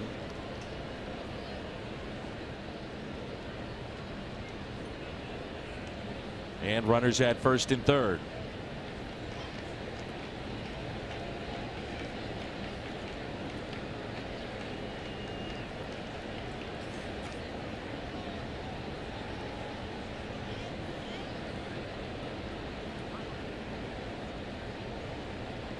Steven Souza Jr. with 2 stolen bases tonight, and he's now up to 12 to go along with his 28 home runs. There's only one other Ray that's matched that in club history, and that was Melvin Upton Jr. back in 2012. Here's the 0-1. For Michael Wacha, his second shortest start of 2017. He went 3 innings against the Dodgers back on May 30th. You know, Dan, we normally start talking about how the bullpen's going to set up in about the 5th and the 6th inning, because that's when you start thinking about pinch hitting and pitch counts. But even on the Rays side, you have to start thinking about their bullpen. With the rough inning that Odorizzi had in the 3rd inning. High pitch count. Very high pitch count for him. The bad news is the Rays have had a very strong bullpen of late. That's the bad news. Their August ERA collectively in the mid-2s.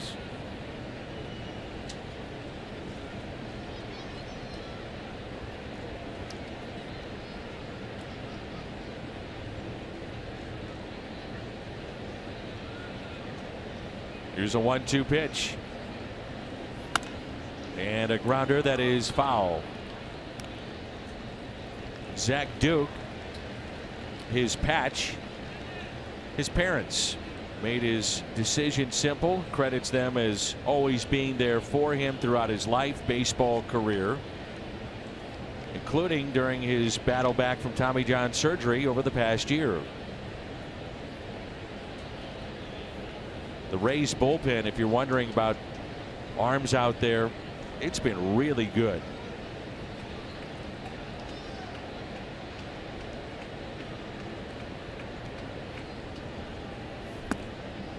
As Ricky mentioned, they were 2nd in ERA since July 30th, 1st in opponent's average, OPS 1st in Major League Baseball. So that's something to keep in mind too, as to why Kevin Cash may go to that bullpen early tonight.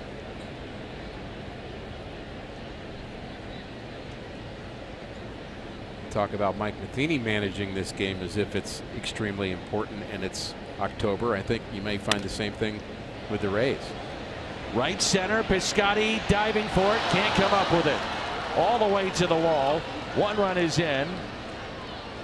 They'll hold up the other runner at third.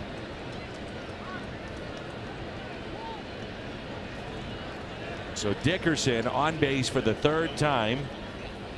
That makes it a 5-2 Tampa lead.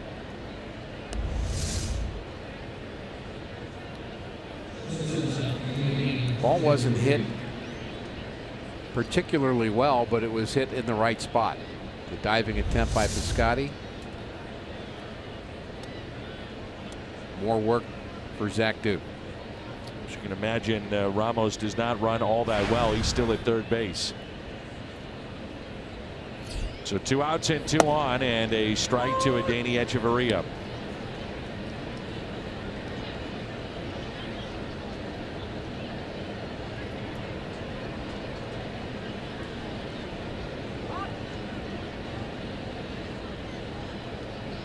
And while the commissioner may love the nicknames and getting to know the personalities, I doubt he likes the pace of this game. It's been a long one so far. 0-1 pitch. Ground ball to DeYoung. Tampa strands 2, but they pick up a run and they lead it 5-2 midway through 4.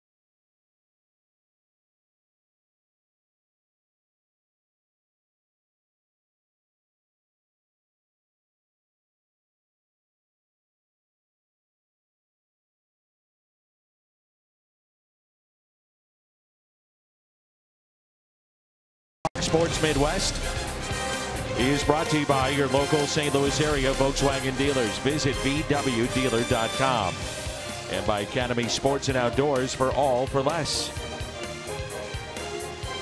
First ever Pride Night here at the ballpark, as well as our kickoff to the Hall of Fame weekend here in St. Louis. Glad that you're with us. And again, if you want to see the Hall of Fame in person, 2 o'clock tomorrow. And then we'll have some re-airings of that Hall of Fame presentation after the game and throughout next week.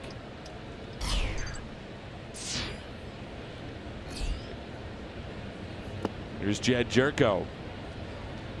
And Ricky, it's another game in which you look up at the scoreboard and you see that the Cubs are losing 7-1. The Phillies leading the Chicago Cubs. That's in the bottom of the 8th. Opportunity. Jerko skies one into left center. And the catch is made by Kiermaier. I think you put it best. Kiermaier saw his pitcher Odorizzi on the ropes last inning, and the Cardinals ran themselves out of that inning. Well, there'll be more chances, but you just don't want to squander them. Is this a new walk-up song, by the way? I think so. You get so used to hearing the songs. Right. Catches your ear when it doesn't fit the norm. Just thinking normally players won't change them when they're swinging well. And Colton's been doing that. Yeah. Not that they're superstitious, Dan.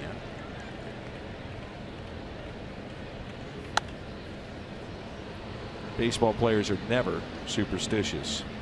His patch includes Mom and Dad, my Ohana, wanting to represent his home state of Hawaii. Chose that, which means family in Hawaiian. Is one of the patches. It serves as a tribute to the people that without he wouldn't be playing baseball, he said. The changeup low.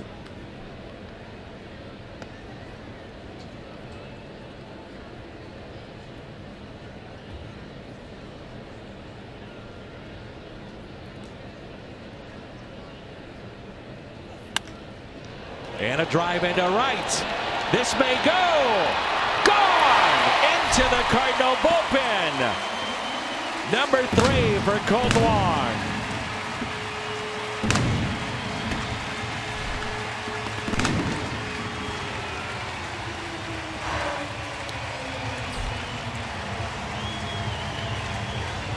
Nothing wrong with that walk-up song. Seems to work just fine.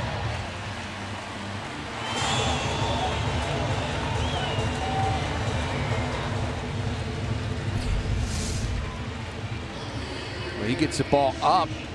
That hasn't always been the pitch he can handle, and Ryan Sheriff almost gets his first big league action by catching a home run ball while he's warming up, potentially to come in.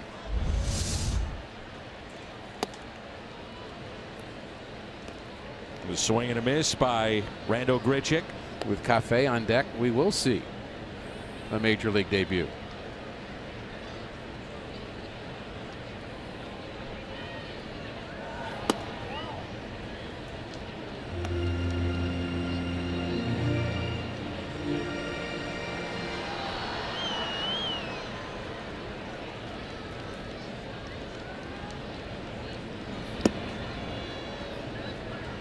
.421 feet, the distance of that home run. 1 ball and 2 strikes. We talk so much about the players from Venezuela, the social climate. And you put it best how the patches on the side of the uniform can mean so much to these players and maybe tell more of the story.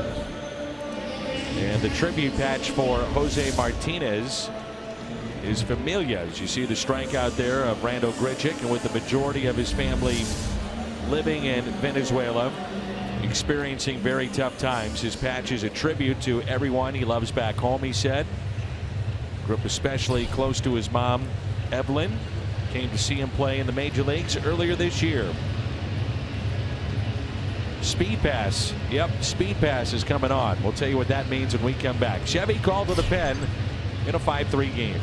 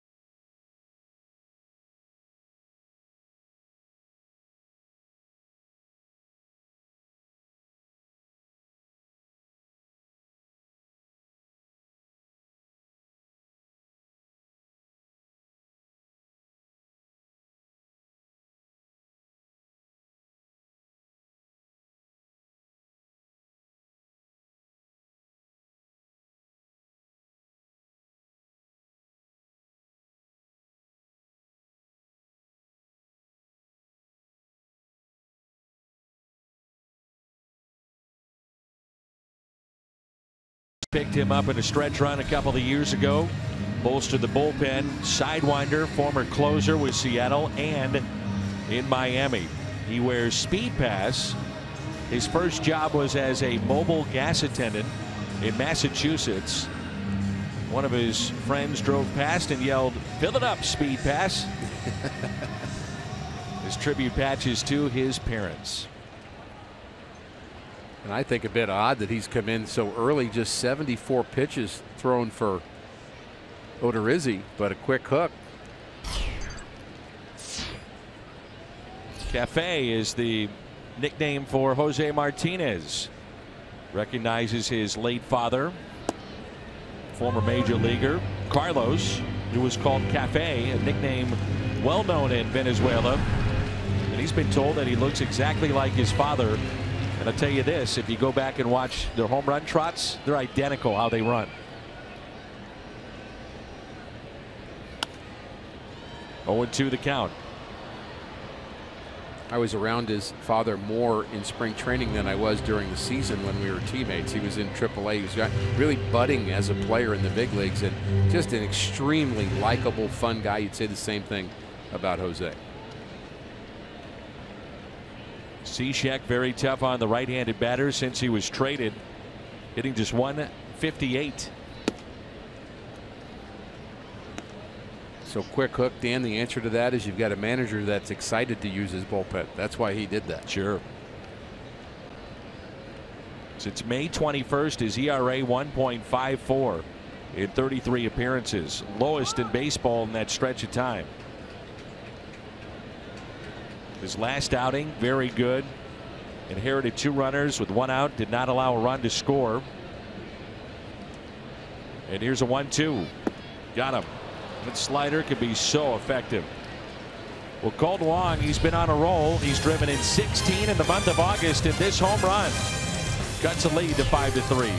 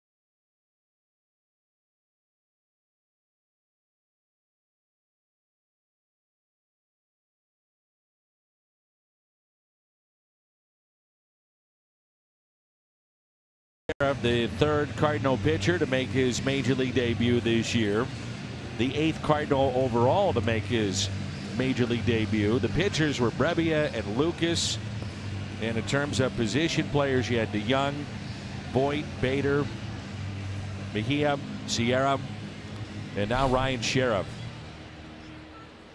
Drafted in the 28th round of 2011 by the Cardinals.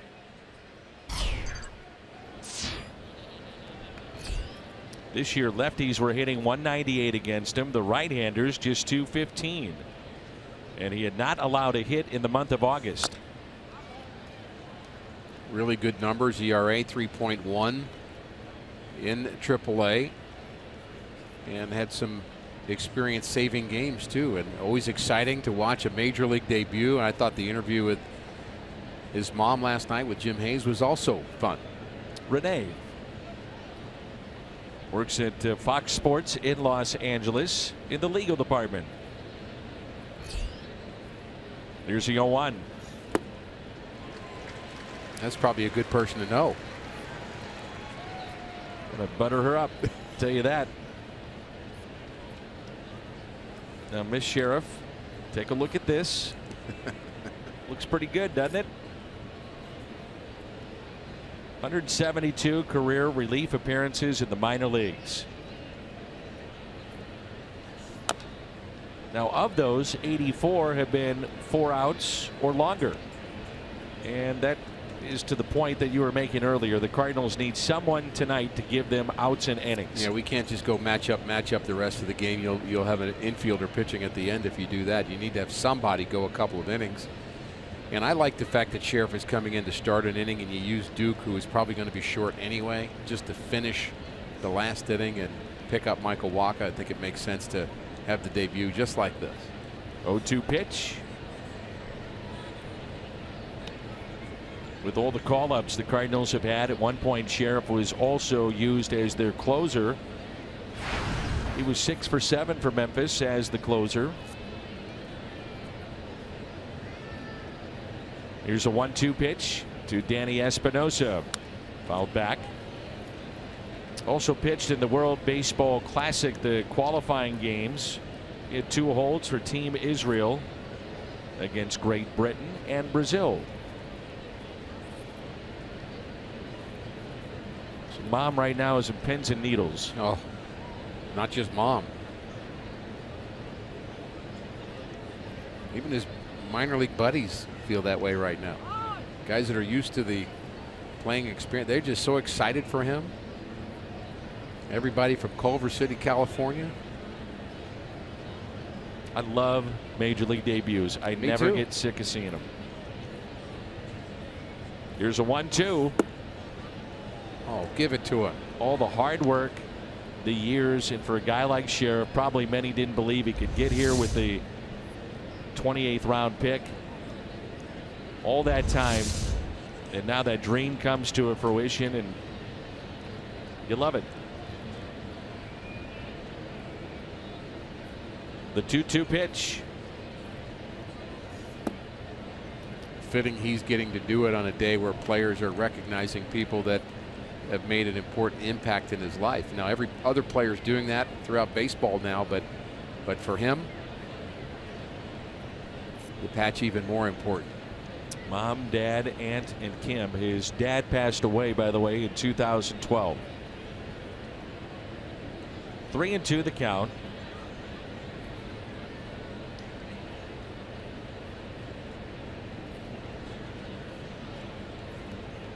Espinosa is 0 for 2. And a leadoff walk.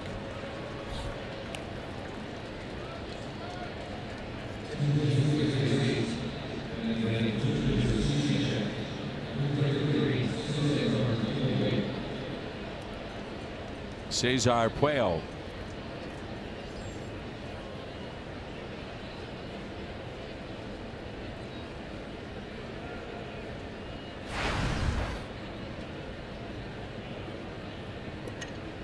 Hitting an even 200. Sheriff, the third pitcher used by the Cardinals tonight.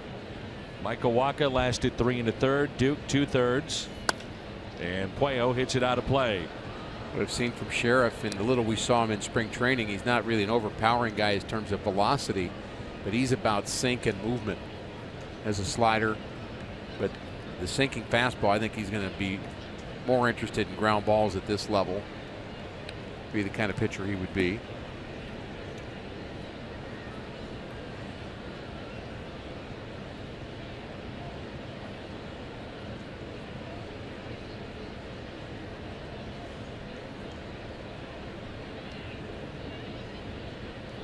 And the 0-1 pitch by Sheriff to Puello. 0-2.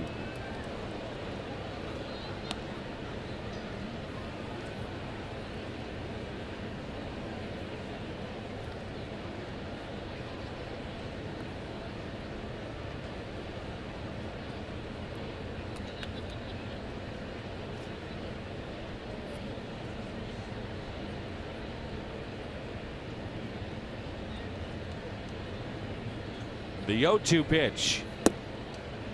Just missed again. Not getting that call, the rookie. Is it a strike? I'm going to say yes. That's my lens. Espinosa, there were a couple of pitches that were borderline as well. Here's a 1-2. And he got him. Ryan Sheriff, first major league strikeout. Gonna throw that ball out. A moment and a baseball he'll never forget. 30 years from now, people will ask him, who is the first guy you struck out in the big leagues?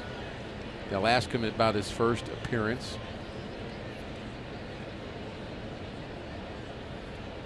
And of course, the other question they'll ask is, who owns you? That's the one you get a lot, which is a reasonable question.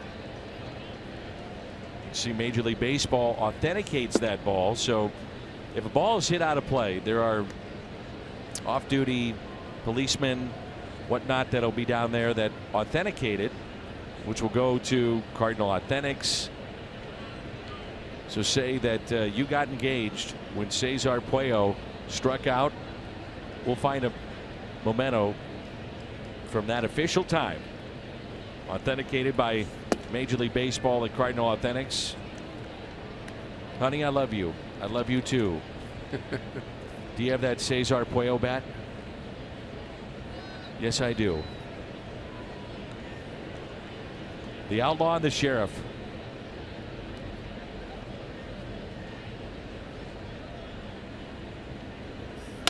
Ground ball. Carpenter to second. Back to first and not in time.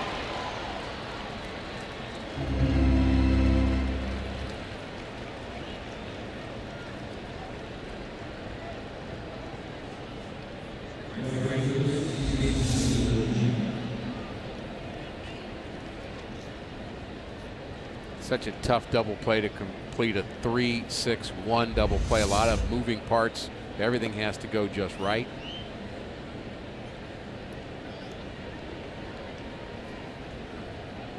One of our favorites in the house tonight. There's Chris Carpenter with his son there on the left, who is a big-time lacrosse player up east. And Chris is back in town for the Hall of Fame ceremonies tomorrow.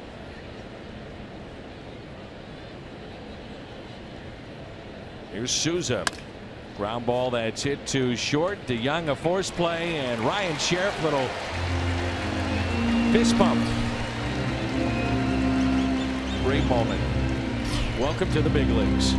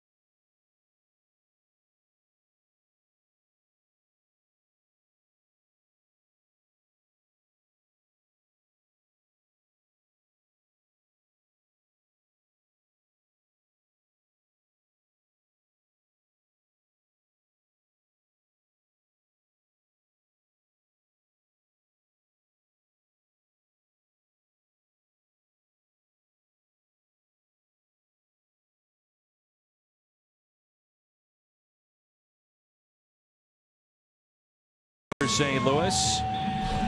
First ever Pride Night at the ballpark, and the kickoff to our Hall of Fame celebration this weekend. Unlimited baseball break. I don't know if you saw this yesterday. Oh, but yeah. The bench is clearing three times. Three times, yeah. And there was a big fight, and really Miguel Cabrera was in the middle of it, and he challenged Romine, the catcher. And so that was a big part of it. And then Gary Sanchez, also in the middle of that, was suspended for 4 games. He was kind of agitating as well. And plenty of folks with fines, undisclosed amounts. But it was a really passionate moment. Joe Girardi said boys will be boys, but he felt that it could have been avoided had it been handled differently. Sergio Romo, longtime Giant, earlier this year with the Dodgers. And Carpenter with a high fly ball into right center. Steven Souza Jr. with the catch. Now Romo can be tough on the right-handed batters because you're going to see him throw that slider time and again.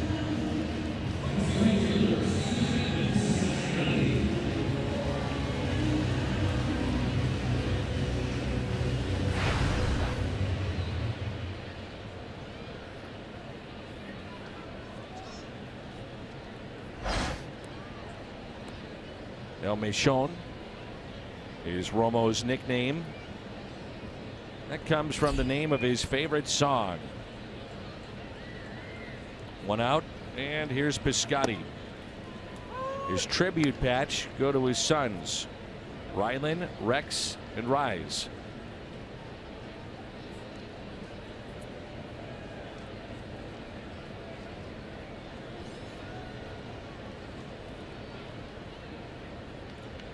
Here's the 0-1. And it's 0-2 on Piscotty. Singled off the bag at third. Scored the Cardinals' first run of the night back in the first and walked in the third. I think the effectiveness of El Mechon has always been his deceptiveness. He has the good slider you mentioned, but he's also a little sneaky. The way he delivers and comes a bit from the side. He stays closed a long time. It comes from about 3/4.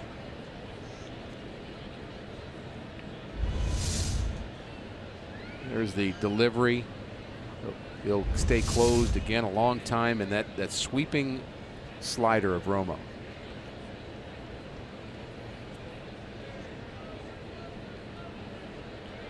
And the 1-2. There it is, off the end of the bat. So Kevin Cash going to his bullpen early, like Mike Matheny. Cash is a Tampa native. His dad was actually an original season ticket holder for the Rays. They began play in 1998. 3 years as manager of Tampa Bay. Played collegiately at Florida State, went undrafted, and then 12 years professionally. Haven't recounted the number of, done it multiple times over the years, the number of big league managers who were catchers. It is a high number. 2 former catchers managing in this game. It's understandable considering they're handling the defensive side, the working with pitchers, really the majority of the game the catcher's involved with. 2-2 is hit out of play. The mystery Hall of Fame manager bobblehead giveaway tonight. Tony and Whitey. Red, Joe Torre. I love that shot. They talk to you. I'd like to manage against you. Yeah, try it. I'll stop running if you stop hitting. How you doing? Ask me after the game. Fly ball into right. And the catch is made by Kiermaier. Tony was back in town for Albert Pujols' golf tournament this last week. Cardinals hit a home run, get a free frozen Coke or McDouble the next day with the McDonald's app. Download it for exclusive deals. Tony was instrumental for me in my career in helping me out. He was amazing at helping me out. Always had time. And Whitey, an all-time favorite. As is Tony and Torre and Red. When I first started doing games on the TV side was 2004, and Tony very early in that stopped me on an airplane and pulled me aside and said, "Look, I want to tell you something." He says, I won't ever be upset about you discussing a situation where you would have done something differently than I would have. So that's part of this game. That's what makes this game interesting. And he said, you know, I get it. There are different ways to do it. He said, I just want you to remember that there's always more information that I have than you have, and you just have to remember that. And that's a very helpful piece of advice. Number one, it's okay to talk about the different ways to do it. There's not one way to do this, and I'm talking about the managing side. Do you bunt? Do you hit and run? Do you steal? Do you use this pitcher or that pitcher? I mean, they're not robots. So, which of course is another Tony saying, they're not robots. So you talk about it. You try to determine who's coming, who's our next reliever. Well, I think this. I think that. There isn't one way, so it's okay to talk about those things, but understand there's more information down there about that player that day than anybody else has. You will be second guessed. Yes. And it happens time and again. And it's part of the job. If you can't handle it, don't sign up for it. But these it's guys, that simple. What these guys that run baseball teams want everybody to understand is, you know, it's not their first rodeo. You know, we all have bits of information and think we understand what they know more deeply. And I would say in particular with bullpen usage and understanding who's hot, right, who can go tonight, who's got a Tony saying an ouchie, those kind of things. Perfect example. Sonwano was unavailable last night, and we found that out in the post-game press conference. Mike Matheny doesn't want the Padres to know that before the game, so that may change how he uses his bullpen because he's aware of that. 2-2 lifted in the air out to right. Steven Souza Jr., Mike Matheny, and the Cardinals trailing Kevin Cash and the Tampa Bay Rays. It's 5-3.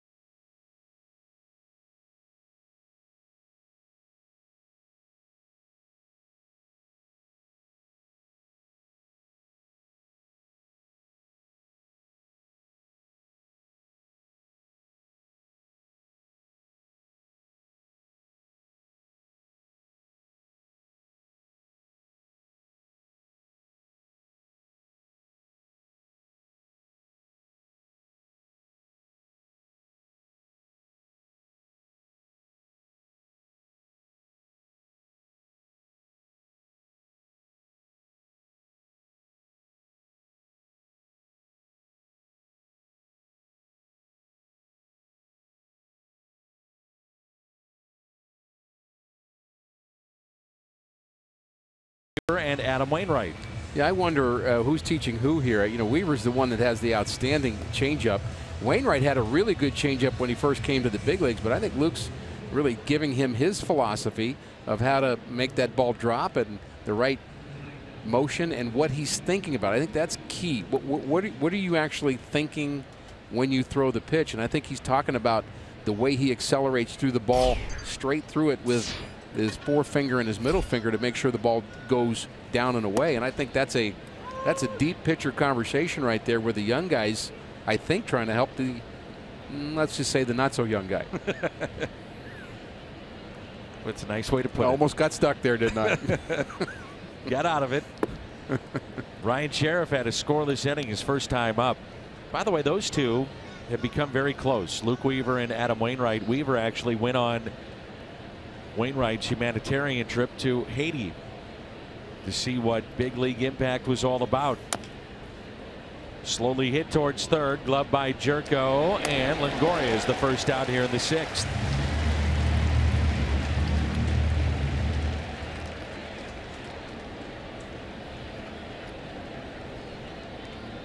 Anybody help you along the way with particular pitches? Coaches, yes. Mark Riggins, who was one time a Cardinal pitching coach in the big leagues, but he was a minor league teammate of mine, and he taught me how to throw a sinker and where to put my thumb up on the side of the ball and create a little bit of pressure with my thumb to pull my fingers over the top of the seams. And so you're pressing with your thumb on the side of the ball, pulling the seams over. That makes the ball sink. I never heard that, never knew that. And he was a left-handed reliever and became a pitching coach and still coaching professionally. We always have shots of the pitchers. Take a guess. I would imagine over 50% of those shots that we take on television, they're all holding a baseball. Right. Right. Figuring out grips, get a feel for it. There's Logan Morrison, that pitch taken low. You're always learning in the game. Always learning.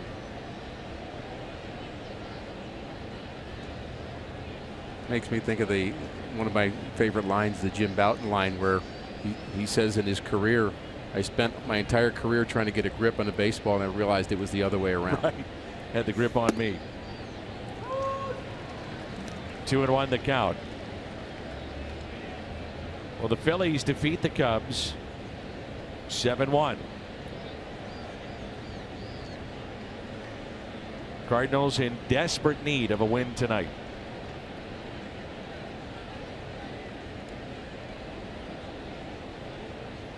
Two-one pitch and a grounder that's foul.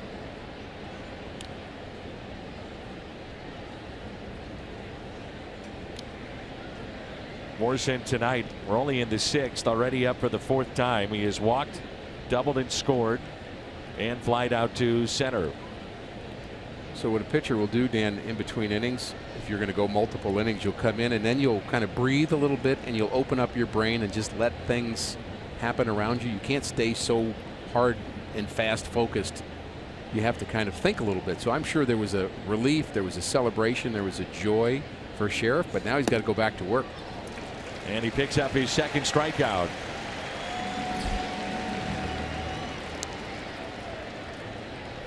Want a great deal on tickets? Fill up at Phillips 66, 8 gallons or more now until September 25th. Receive up to 50% off on a pair of tickets to a Cardinals home game. For more information, visit cardinals.com/Phillips66. For those who don't remember, spring training, it was Adam Wainwright that rented a car for Ryan Sheriff for the remainder of spring because he was seeing him walk to the ballpark every day. He actually, and think about the fact that he thought to even ask him, why are you walking? Love by Jerko. What a nice moment.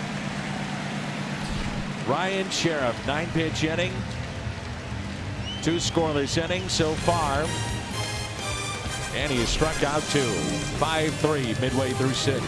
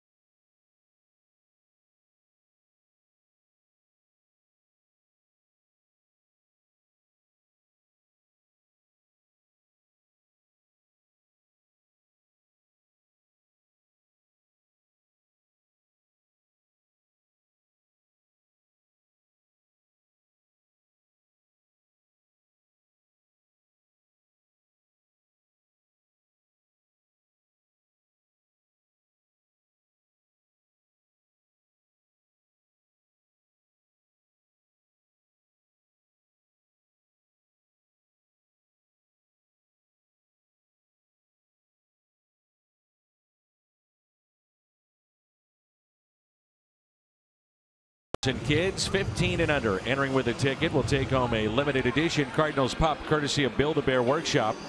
And tickets are available at cardinals.com/promotions. The Build-A-Bear Workshop here at the ballpark. 5-3 our score. We move to the bottom of the 6th. The job that Ryan Sheriff has done in 2 innings makes this game seem very gettable for the Cardinals, Dan. Sure does. And he deserves a lot of credit for that. Here's Dexter Fowler. I think this would be a good matchup for the lefties. Sometimes he gets underneath that slider, it spins. It's coming towards you. It says hit me.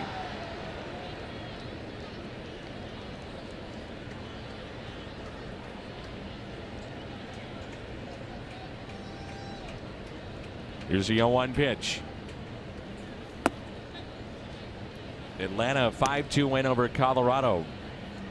So you think about the wild card as well. That's in the Cardinals' favor. We mentioned the Phillies over Chicago. Quintana took the loss. Cincinnati leading Pittsburgh 9-5. That's in the top of the 9th. And Milwaukee has jumped out to a 1-0 lead against the Dodgers. That's in the top of the 2nd. Kenta Maeda made that start. I think it's too early for us to not be interested and concerned in what happens with the Diamondbacks and Colorado. I think both those teams are catchable. I'm not saying it would be easy. I think they're both catchable. Here's a 2-1 pitch. Fowler out to deep right. Kiermaier back and makes the catch. He covers ground quickly and smoothly, doesn't he? Right off the bat, I know he's the kind of guy, he's saying, hit the ball to me. I want it. Right. He wants that baseball. Here's Yadier Molina. A sac fly RBI back in the 3rd. And really it was when Odorizzi was on the ropes and Piscotty got thrown out at 3rd base. And that ended the threat as a run did score.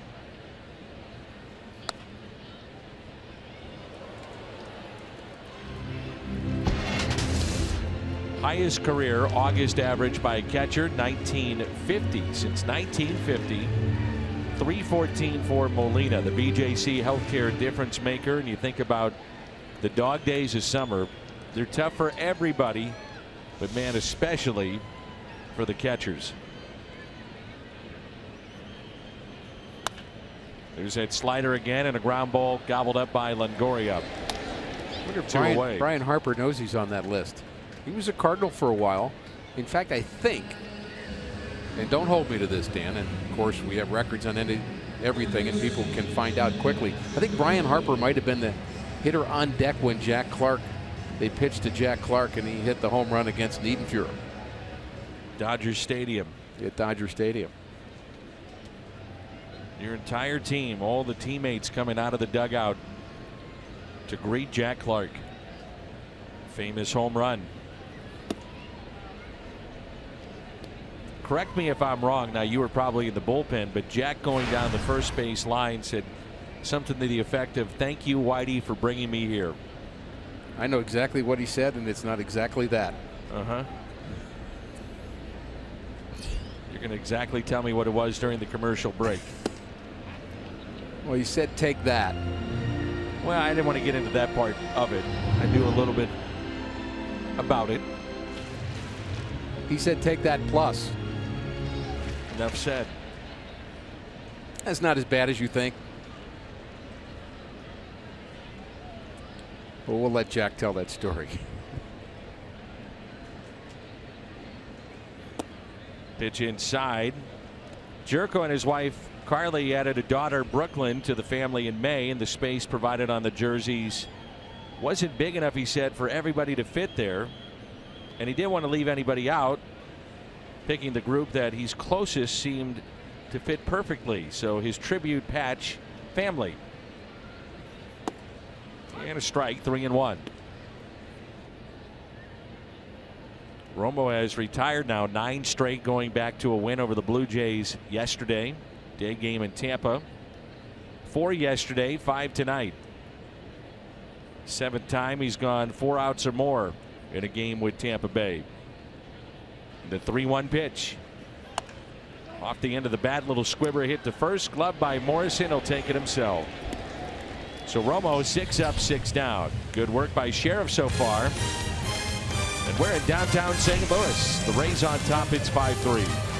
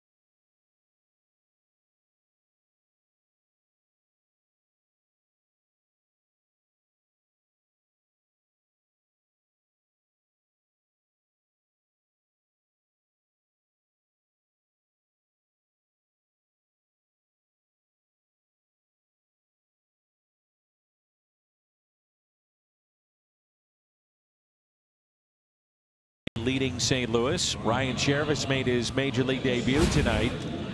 State Farm, perfect pair. How about a couple of strikeouts, and he's done a nice job. Oh, he's looked good. He's really not pitching scared. Think about how easy it would be to do that. Come into your first big league game, he is not scared at all. By the way, found out it was Andy Van Slyke who was actually on deck when Jack Clark hit that home run against Niedenfuhr, not Brian Harper.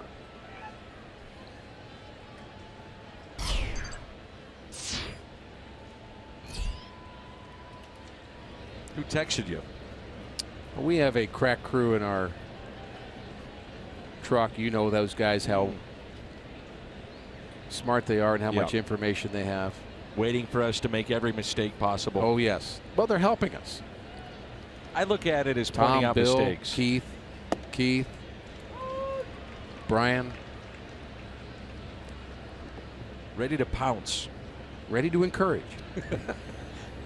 It's a State Farm double play. Looking at it from 2 different viewpoints. Here's Corey Dickerson. .313 against the lefties this year with 3 home runs.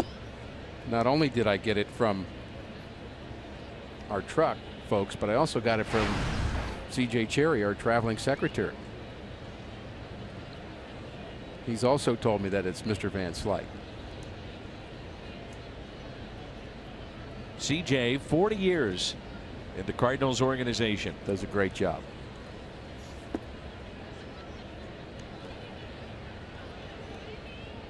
That's a lot of time of putting up with guys like you. Decades of guys like me. Wow. Patience of a saint.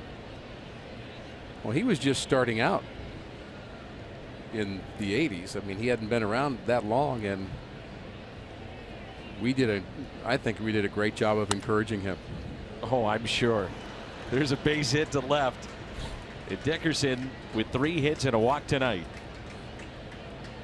So that's what you call encouragement, huh?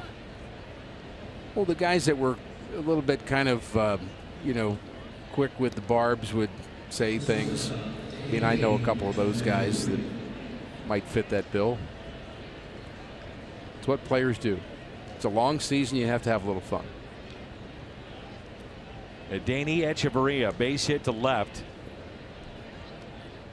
A double after the walk to Dickerson that loaded the bases.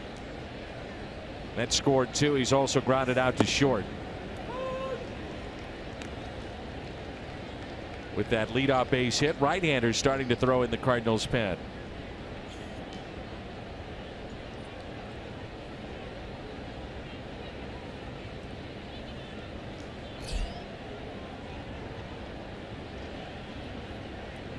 And here's the 0-1.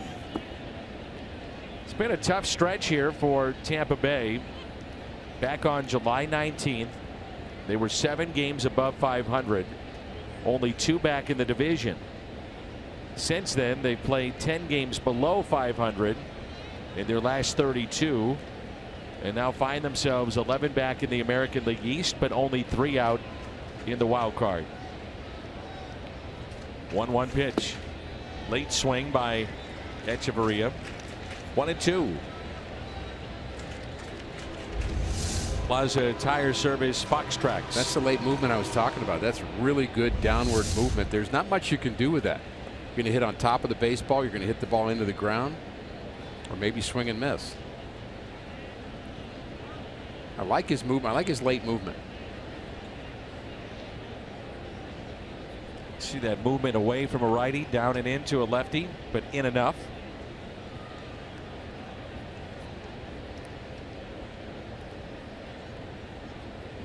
The 1-2.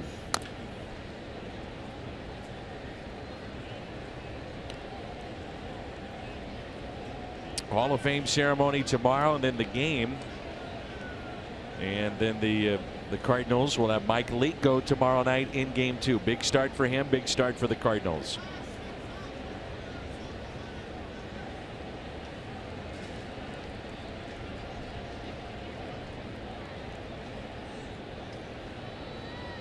One-two pitch, and he struck him out.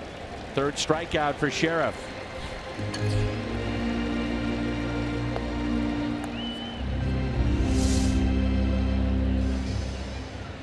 Pulled the string on that and stayed up out of the zone. Wasn't a good pitch, got a good result.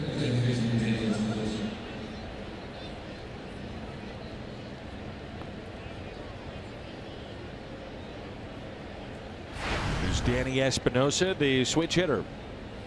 One of Espinosa's teammates in college, Evan Longoria. Yep. Long Beach State. Pretty good team. I would say so.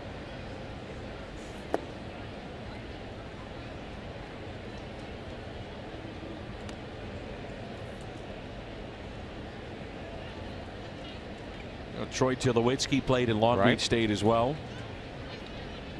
It was the shortstop factory for a while.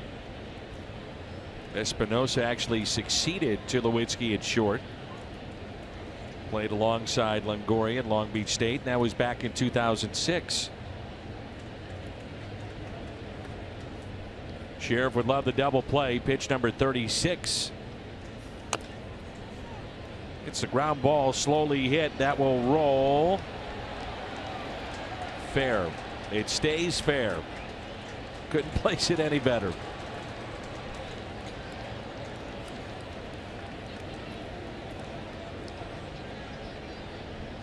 He'll take it. Ball's not carrying to right.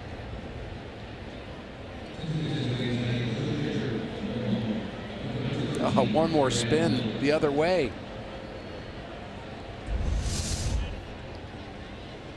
See, that's where Yadi's got to get down on the ground and start blowing it towards. You've seen that old video. Yeah. I believe it was Lenny Randall. I think it was in Seattle, wasn't it? And I know I've got that one right. It was Lenny Randall, and they actually, you can't do that, obviously. No. But it didn't stop him from trying. Runners at first and second, and this is Brad Miller. Well, Ryan Sheriff may not be able to comb his hair tomorrow. Being used a lot here. 37 pitches and counting. He'll be so excited tomorrow he will not be worrying about his hair. Nope. Here's the 0-1 pitch. Breaking ball, and it's 0-2. They call him Rat.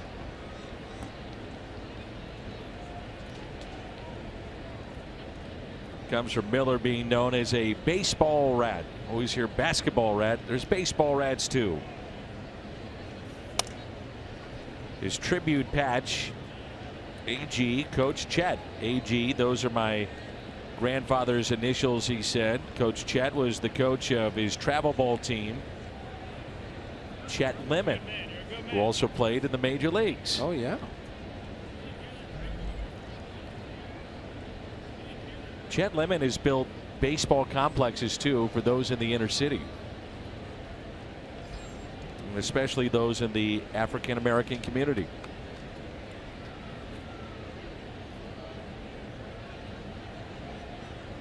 Here's the 0-2 pitch. Got him with a late strikeout on that call. Ryan Sheriff now with 4 strikeouts and 2 in the inning. His longest outing in Memphis this year was 2 1/3, and he's now up to 2 2/3. This has got to catch the attention of the Cardinals and the job that he's done here in his major league debut. No question about that, and not only catching your attention, but again giving you a chance to come back and win this ball game. Be nice to have him finish this inning, put another 0 up, and then get some runs for him. Here's Kevin Kiermaier, another left-handed batter.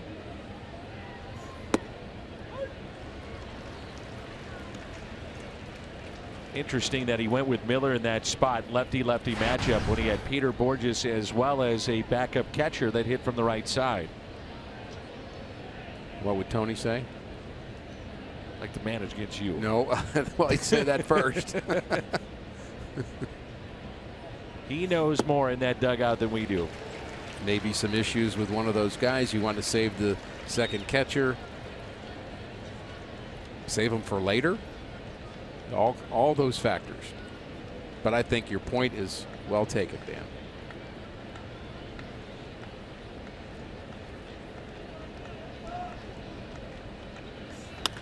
Ground ball right side, backhanded by Carpenter. Race to the bag. Sheriff is there. Ryan Sheriff, 3 scoreless innings in his major league debut. And along the way, he strikes out 4. Nice way to do it. 3 scoreless innings.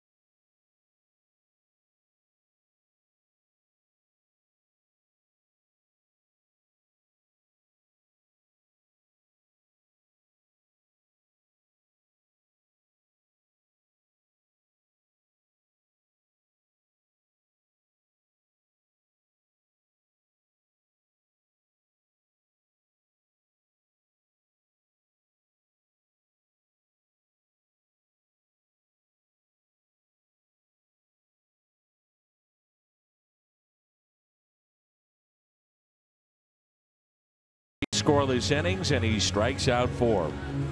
Well done. Terrific job by Sheriff. Exactly what the Cardinals needed him to do and more. And Dan Jennings is the left-hander. He's a lone left-hander in the bullpen for the Rays, and he's been busy. Came over from the White Sox.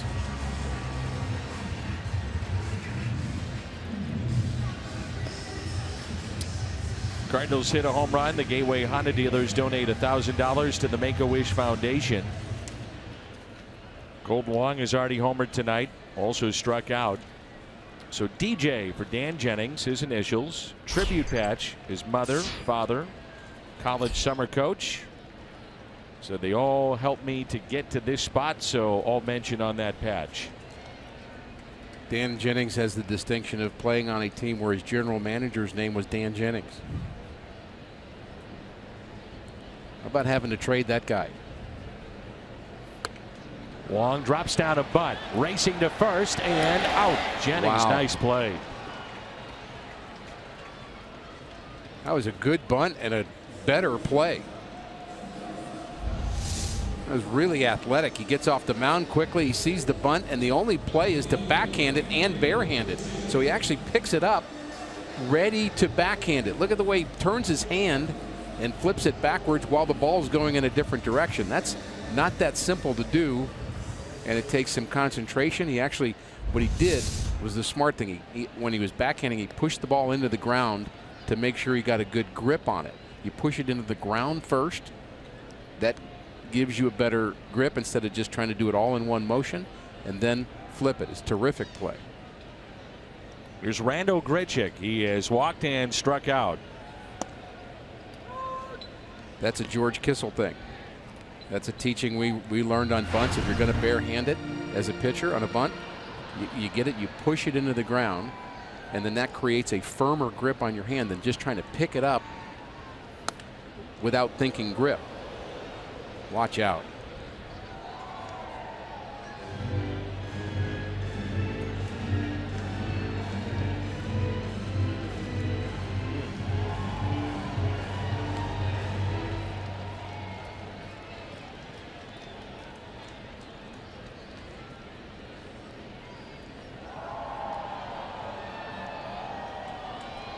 Here's an 0-2 pitch. Tommy Pham at the on-deck circle.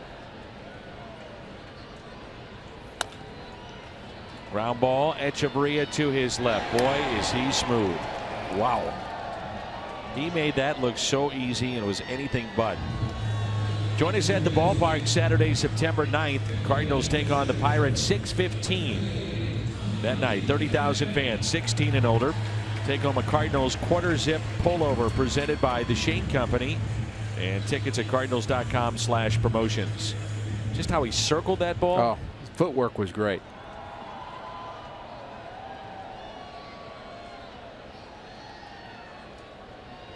Here's Tommy Pham. The players, not only with their uniforms, with the nickname and then the tribute patch, but also what they can do with the pull-up stirrups or socks, and what they can do with their cleats. That's what Tommy Pham has done in this game.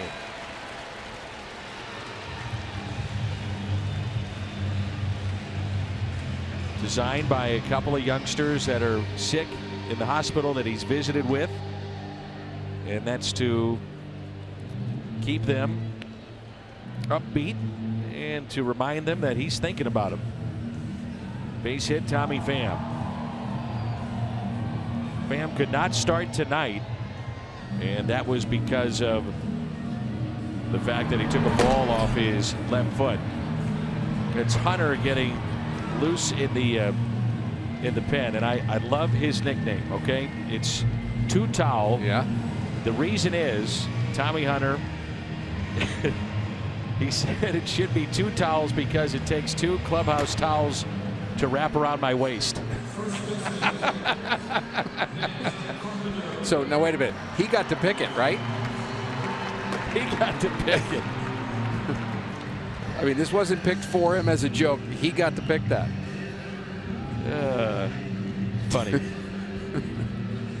Obviously, he's pretty just comfortable in his own skin. Absolutely. You got to have thick skin if you're going to play in this game. Apparently. Got a couple play on words on both sides for both of us, and you picked up on it, so did I. I'm keeping track. Here's 2 outs and a runner at first. The tying run at the plate. He started it. He did. That's 2 towel getting loose in the pen.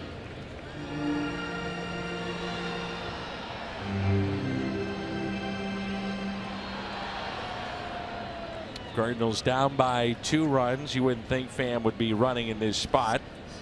One swing of the bat and you could tie it up. Here's a 1-0 pitch. The check swing and a foul ball. Carpenter tonight has walked and scored back into third. It's funny, sometimes an athlete in any sport can be sick and yet their focus becomes greater. Yeah. So the focus is there. You just wonder about the strength after dealing with not being able to eat for a couple of days. You can focus. I mean, you focus in the mind, it can be better, but the body's still going to be depleted. Here's a 1-1 pitch. 2-1.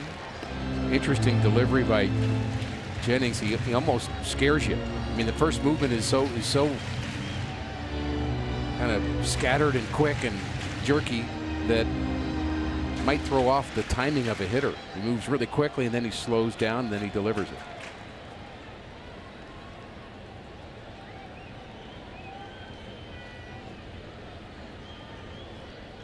The 2-1 pitch to Carpenter.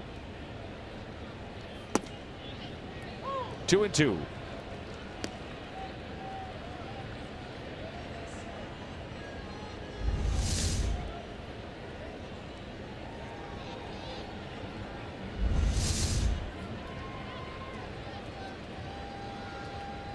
Lefties make their money being tough on lefties.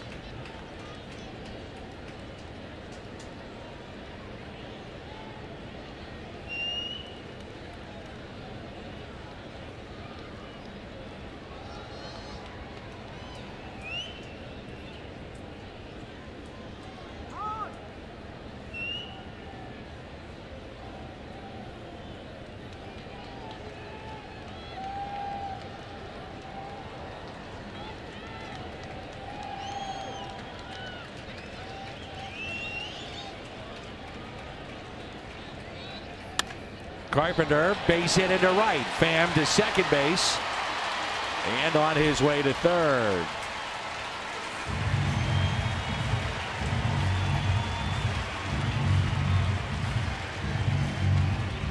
I love Tommy Pham going first to third on that hard hit ball to center field, even with a guy with a strong arm in center. And here's why. He's not going to throw it to third. He's not going to allow Carpenter to go from first to second on a throw to third base. So you got to know that as a base runner, that they're not going to try to throw you out, period. And you just need to get it and go, and that's what Tommy Pham did. Tutal is coming in. It's our Chevy called to the pen.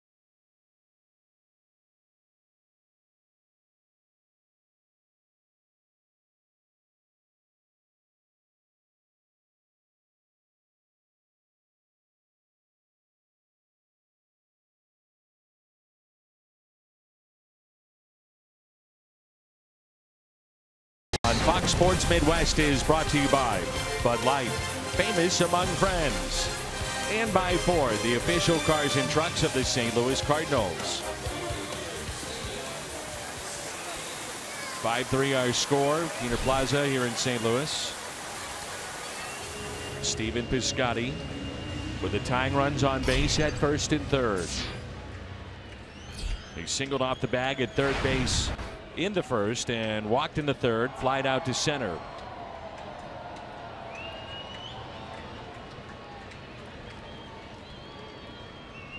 Again, the Cubs have a loss tonight. Chance to gain a game. And there's ball one.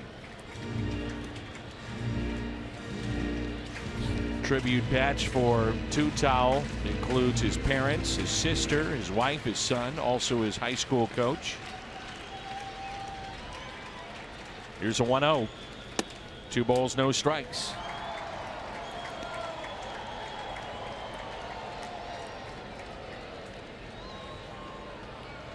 Very deep in the outfield. We're in the bottom of the 7th. 2 balls, no strikes. This bullpen, as we mentioned earlier, 2.15 here in the last month and a half. The collective ERA.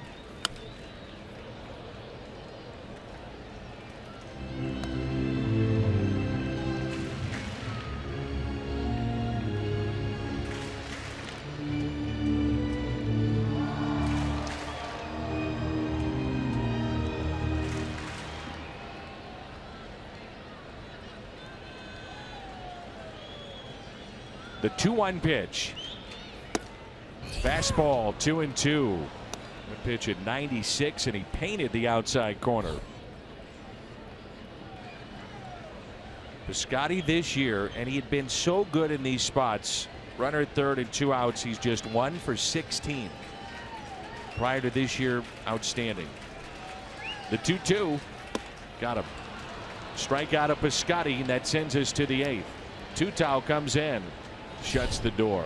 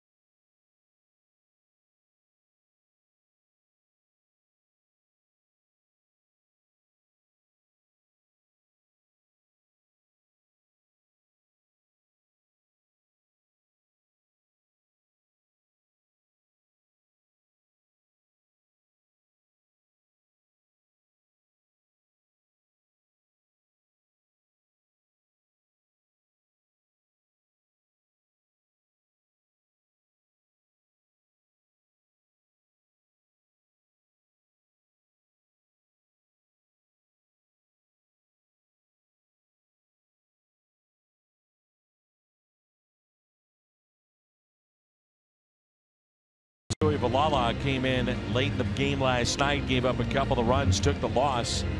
His 26th appearance, 2.76 ERA. Think about Ryan Sheriff with the 3 scoreless innings. As you pointed out, in the immediate, he has given you a chance to come back in this game. Right. Thinking ahead to tomorrow and Sunday, he may have saved the bullpen and John Mozeliak from making a call to Memphis. So he helped the immediate, but he also helped the future. Yeah. And that is very important for a middle reliever to be able to do that.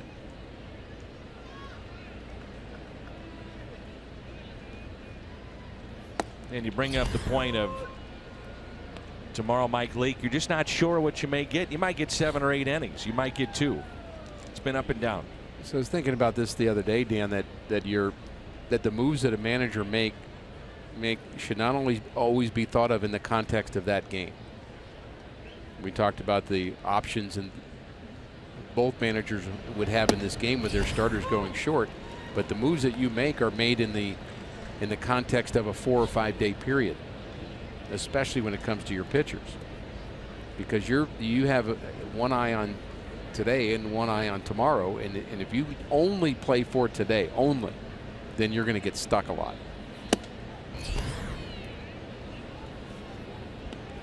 Boy, isn't that the truth? If you try to go matchups. And so for a fan, I know it's frustrating because you come to the ballpark and you say, oh, Yadi's not playing today. I mean, how can I not play Yadi? He's the best catcher in the world. Well, you can't play him every day, and it's in the context of when's the best time to get Yadi rest to make him stronger in those other 4 games. And that's the same kind of decision making that goes along with your pitching staff. Here's a 1-2 pitch to Steven Souza Jr.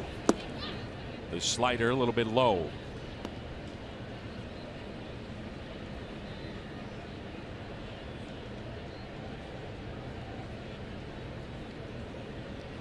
Guys and how they grab the bat. Everything different. Some down on the knob, some choke up, some below the knob.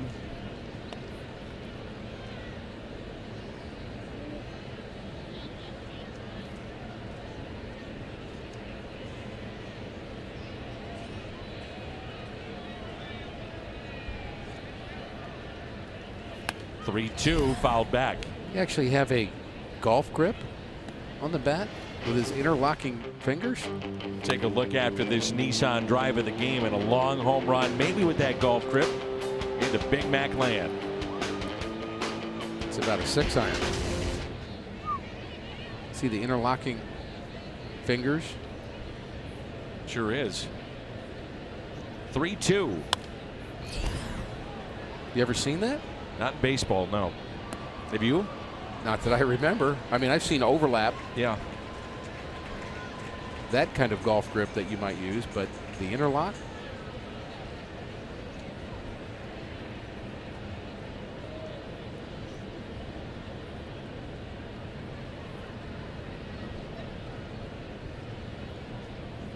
(3-2) pitch. Out of play. 4.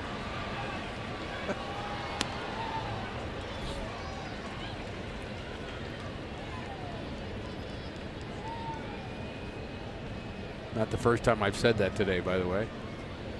Rough day in the links. Yeah, you might say.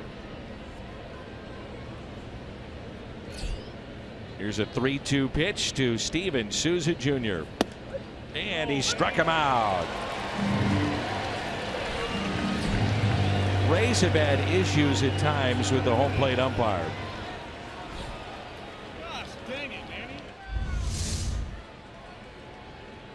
That's a 10th strikeout of a Tampa Bay Ray.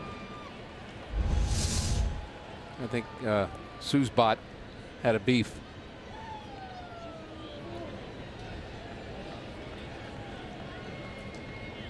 Here's Evan Longoria, a couple of hits tonight and a run scored, struck out and grounded out. Strike 1.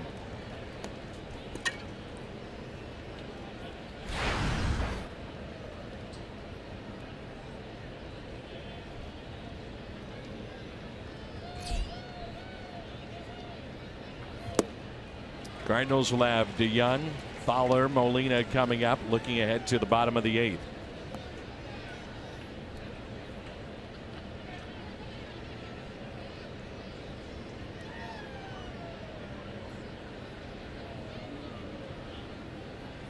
(0-2) struck him out. So back-to-back strikeouts. 11 Rays have struck out. What's on tap? Going to be Snell against Leake. We'll come your way at 5:30 with the pregame show. The pregame will have some of the highlights of the Cardinals Hall of Fame ceremony, so you want to make sure and tune in early. 5:30, game 2 of the 3-game series. So Tuivailala has struck out 2, and Logan Morrison the batter.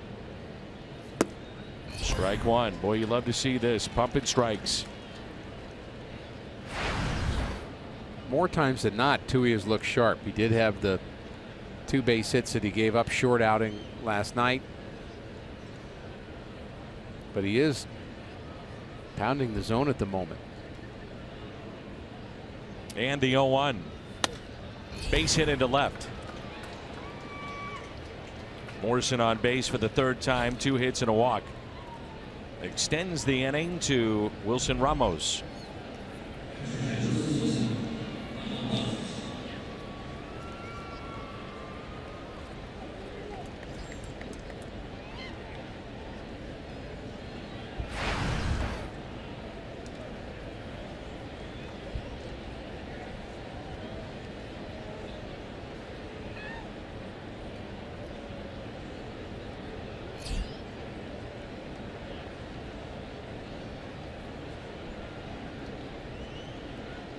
Two outs, runner at first, and ball 1. Tuivailala was called a variety of nicknames apparently when he was younger, including Lala and Sammy. But Tui stuck through his baseball career. Began in middle school, and that's his nickname.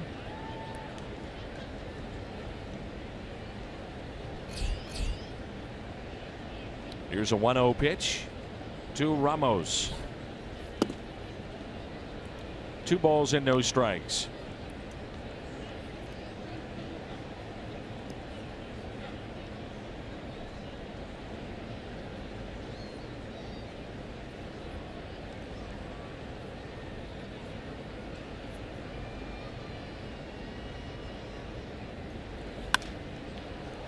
In the air, right center, and the catch is made by Stephen Piscotty.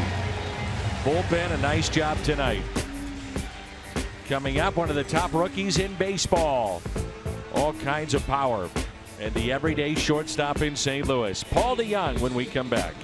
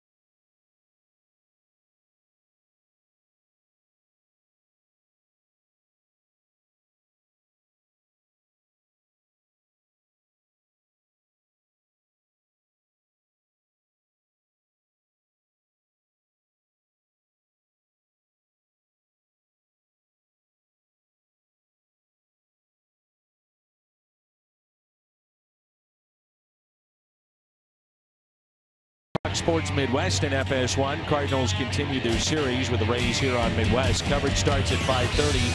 FS1 has a doubleheader with the Mets and Nats. That's at 2, and then followed by the Royals and Indians at 6. All the games also streaming on Fox Sports Go. Rays 52-7 when leading after 7 innings. And here's Paul DeYoung, and you think about what he's done. Late innings, the damage. 8th inning, Ricky, he has 4 doubles, 4 homers, and a .382 average. He has been good, close, and late, and that's where we are. If there has been a bump in the road for the Rays, it's been in the 8th inning. They've given up 80 runs, most of any inning. So it's about getting to their closer, who leads baseball in saves. Hunter looks like he has very good stuff. He's not going to be easy throwing 97, 98. And a couple of points about Tommy Hunter. He was a non-roster invitee. So in spring training, anybody could have had this guy. All you got to do was invite him. And they invited him. 8-year Major League veteran. And as you call him two towels and keep talking about that, you should know he was a 2-time junior Olympic champion in judo. So be careful. Let's just be on the record with this. We're just repeating what he put on his back. By no means is that a reflection of what we may think of two towels. He seems to be like just a fine young man. Ground ball hit to second. Got you scared, didn't I? Let me tell you something. Two towels, you look like Cy Young tonight, babe. Well, he kind of does. He's got good stuff, no question. He is, again, had a good Major League career pitching with Texas and Baltimore.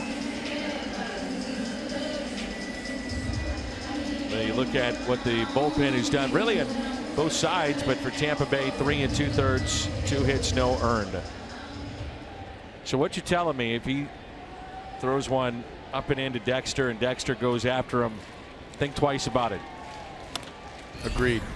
Ground ball hit to the right side. Espinosa makes the play, and quickly 2 outs. The Cardinals, since the home run hit by Wong in the 4th, they have 1 base hit. Check that, 2. It was in the 7th, and that's been it.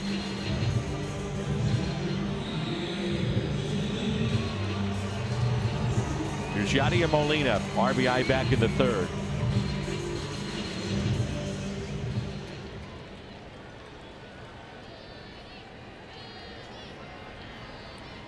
Crowd tonight, 40,050. 40050. And Yadi with a high fly ball into left. That'll stay in the ballpark. Cardinals go quietly here in the bottom of the 8th.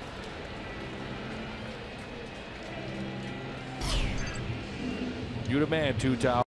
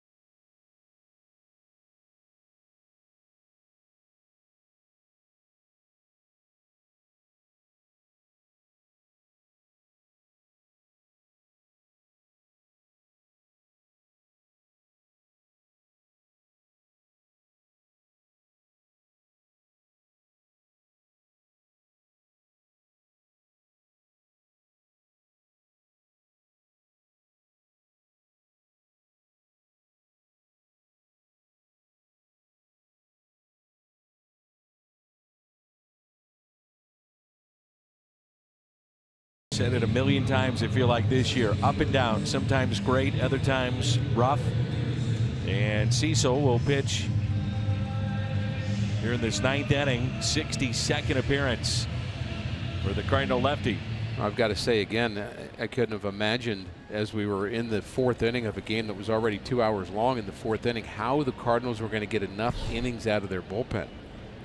But the credit really belongs to Ryan Sheriff, most of all, for putting everybody else in a slot where they can succeed. Just give an inning to Tui and now an inning to Cecil. And you got one more shot at the Rays.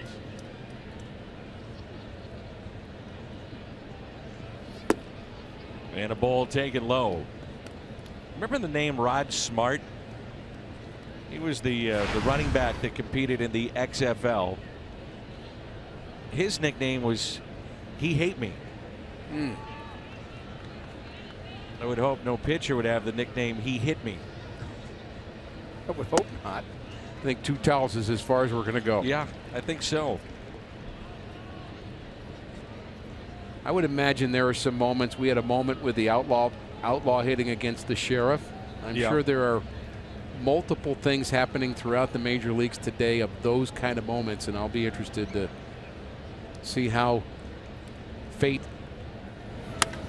brought them together. Past Carpenter and into right field. On his way to second.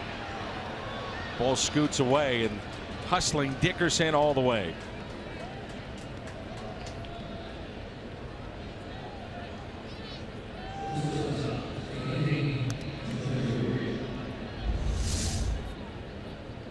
Ball was hit hard, had a high jump. Not in there. And Dickerson really deserves a lot of credit for getting to second base. I'm not sure how he did that.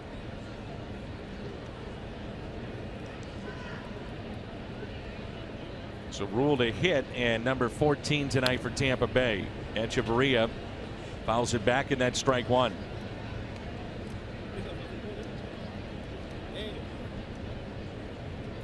So for Dickerson, it's a 4-hit night. And on base 5 times to go along with a walk.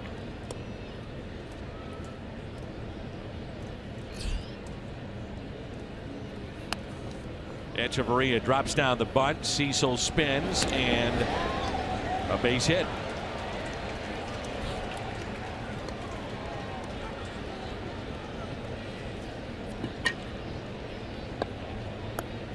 Well, the Rays are running in this inning. They're not tired in the 9th inning. You know, I'm thinking about that double. That was a double hit to the right of the first baseman. That doesn't happen very often. And then a bunt hit perfectly laid down. I think Matt probably does the right thing just coming off the base. You're not going to get Echeverria anyway. Yes, there's 1 stolen base, and now the infield is drawn in. Runners at first and third.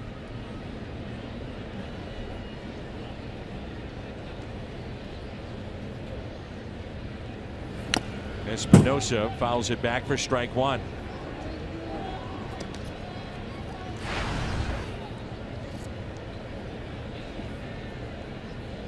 Danny has popped out to the catcher. Molina struck out, walked, and an infield hit back in the 7th inning. Cardinals have Jerko, Wong, and Grichuk coming up.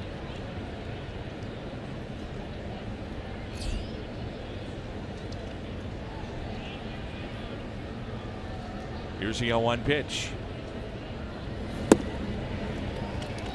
For Dickerson, 5th time this year he has had a 4-hit game. That's tied with Mookie Betts for the most 4-hit games in the American League this year.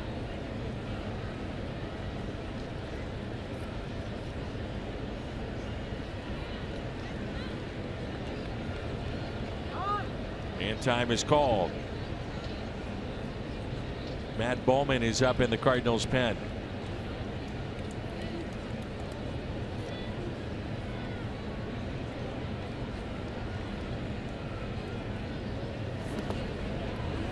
One and 2. Good play by Molina to keep that in front. Well, what Cecil does have in his arsenal, at least, is the opportunity to get swings and misses. When he's good with his breaking ball, it's very tough to square up. So that's what you're hoping for here, some strikeouts. A strikeout hitter at the plate in Espinosa, or at least a potential. And he desperately needs one right here.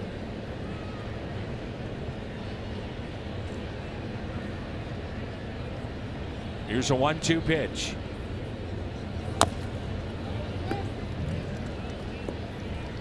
This copyrighted telecast presented by the authority of the Cardinals. It may not be reproduced or retransmitted in any form And the accounts and descriptions of this game may not be disseminated without the express written consent of the St. Louis Cardinals.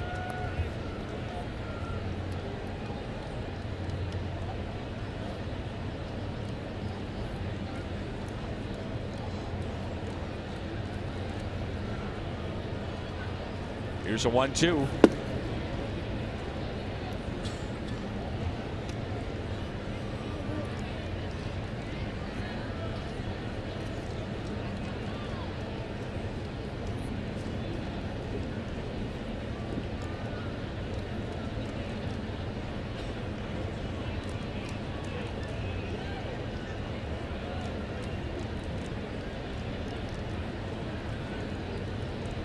The 2-2 pitch. 3-2.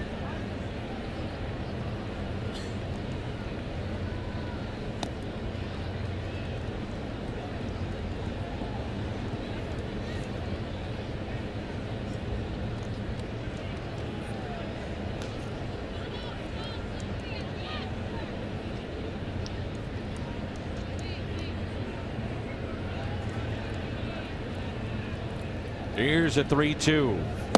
Got a strikeout. Now he needs a double play.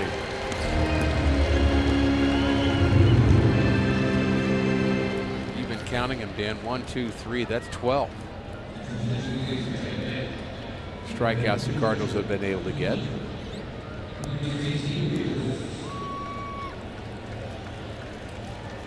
Here's Peter Borges, former Cardinal.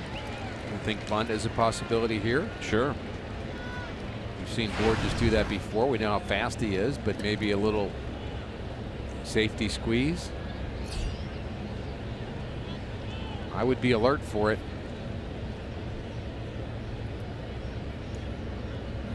There it is. Strike one. The Needler at the plate. Got the nickname because Logan Morrison says he always likes to stir things up. The Needler. Really? I didn't picture Peter that kind of guy. Me neither. I thought he was really kind of like a easygoing, quiet guy. Yeah. Very likable. But he's a Needler, huh? 0-2. Borges part of the David Freese deal with the Angels. Randall Grichuk coming the other way. David Freese going to Los Angeles. Hit .218 in his time with St. Louis. Well, there was more talk about Borges than there was Grichuk at the time. That's right.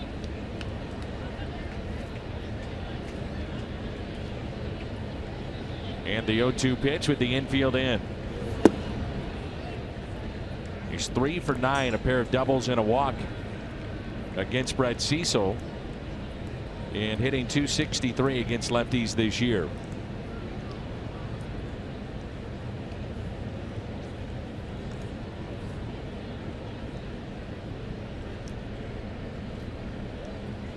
Here's a 1-2 pitch. 2-2.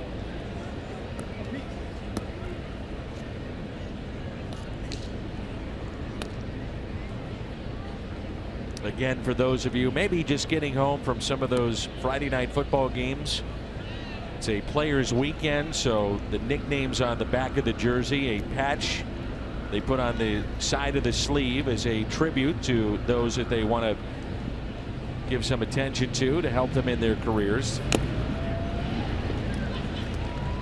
And this not just here at the ballpark here, but a Major League Baseball initiative. Players weekend.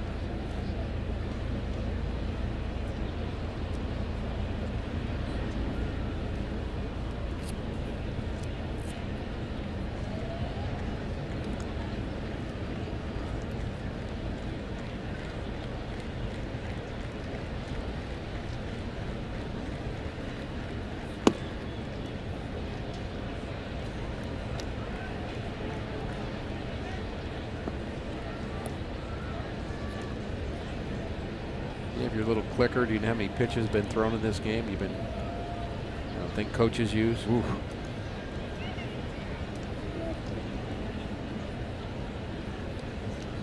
The 3-2 pitch. Oh, he struck him out. Oh, boy.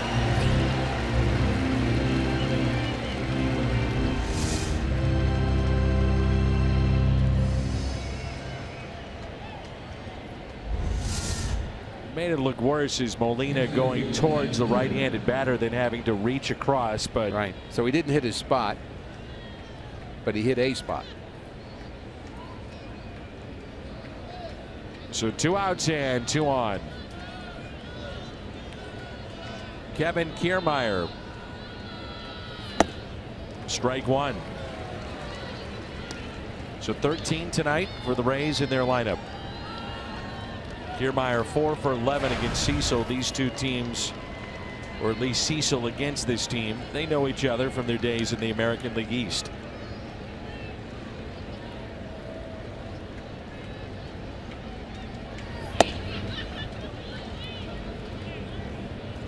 It's a ball and a strike. I'm not sure why Echeverria wouldn't take second base if the Cardinals are going to give it to him.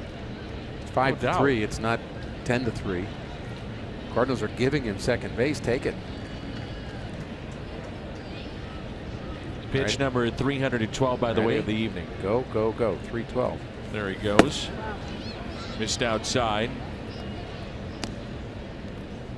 So now that would be 313. There you go.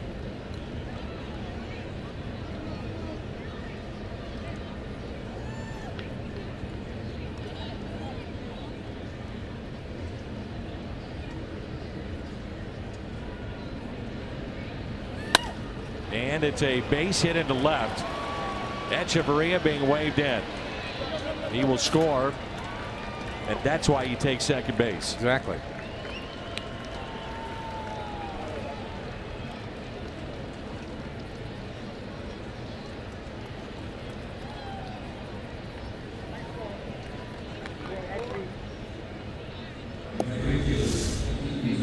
Well, you got the lefty you wanted, but off the end of the bat. Good at bat by Kiermaier, taking it the other way, and Echeverria, who had just stolen second base, can now score, and a 4-run lead for Tampa Bay.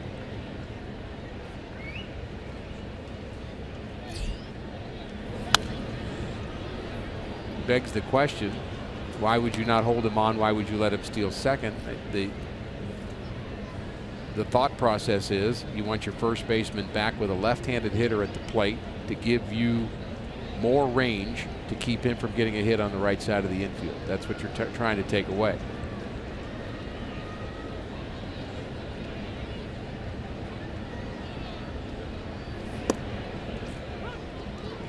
And maybe the thought is if you give up another run, you're in trouble anyway. So what difference does it make? We can't afford to give up any more runs. That's probably the thought process. Souza, the long home run back in the third. And it's 0-2. A 7-3 ball game. The Rays have out hit the Cardinals 16-5. And when you look at it, Ricky, it could be worse. I mean, Tampa Bay has stranded 12 in this game. Right.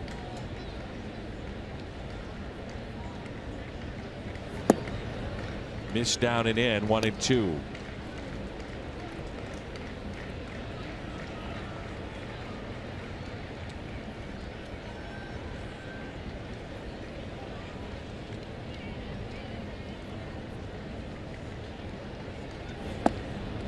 Most of the damage that hurts came back in the third inning. Tampa was able to bat around in that inning. They had 5 hits. Plus a walk.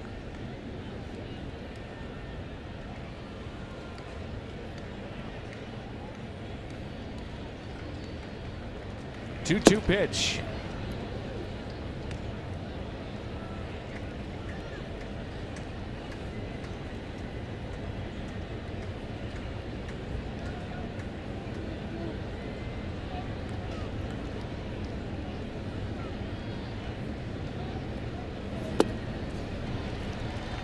Cecil gives up a couple.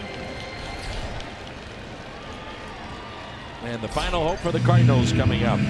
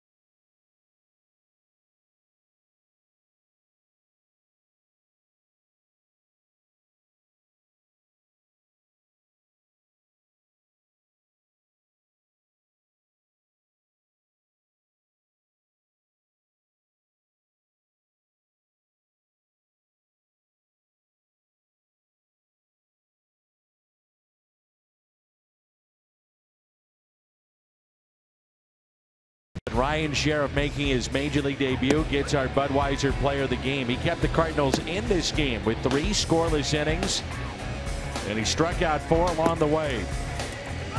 Nice way to make a debut and a night he'll never forget. Ryan Sheriff, Major League debut, our Budweiser Player of the Game.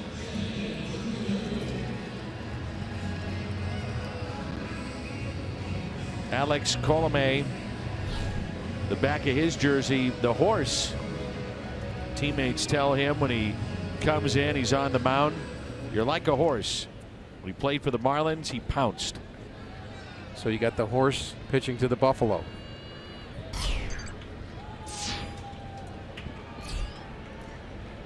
Here's Jed Jerko. This right-hander has the most saves in baseball with 38. If you go back to the All-Star game of 2016, since that time, 56 to lead all of baseball. A 4-run lead for Tampa Bay. Kevin Cash had him up, and even with the 4-run lead, says can't afford to have any comebacks, taking nothing for granted, and get your closer up, comes in the game. And he's also used 4 other guys too. Yep. Cardinals are 2-50 when trailing after 8. Those 2 runs given up by Cecil. It's big. Got a fastball that's around 95, 96, the average. Slider 89, changeup around 90. Everything hard. Popped up left side, and there's one away.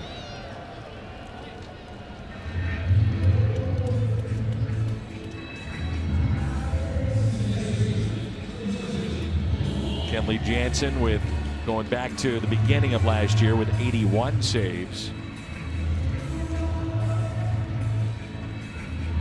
Colomé with the 75. Here's Colton Wong. He's homered here in this game. I think you could win a wager with some people, Dan, as to who had the most saves. I don't know that they would be up there in the top couple of guesses. Do you? For most people? Not this right-hander. No. Jansen certainly, Yeah. because of the great success You'd of, say Kimbrel, and yeah, he'd be up there too.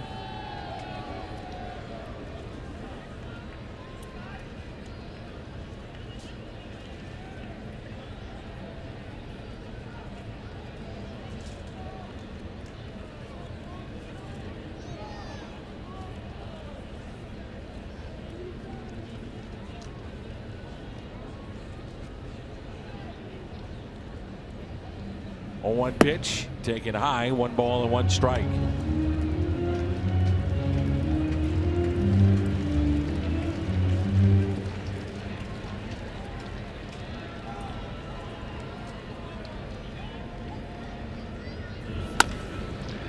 And a ground ball that's hit to second.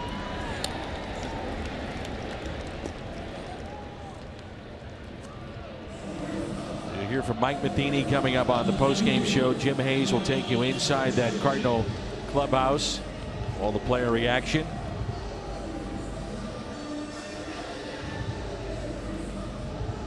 And you've made the point, Dan, but if we continue to go the way it's going here tonight, Cardinals down to their last out, all it makes you think of is Mike Leake needs to be good.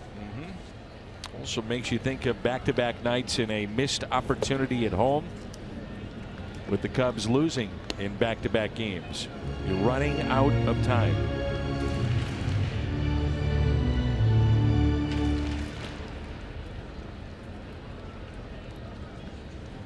Here's a 1-0 pitch to Randal Grichuk.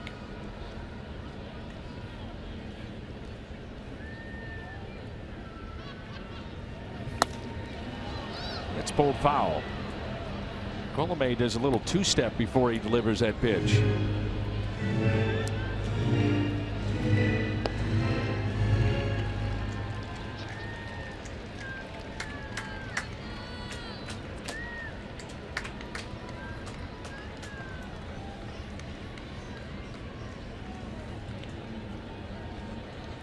Fans just don't give up, do they? Gotta love that.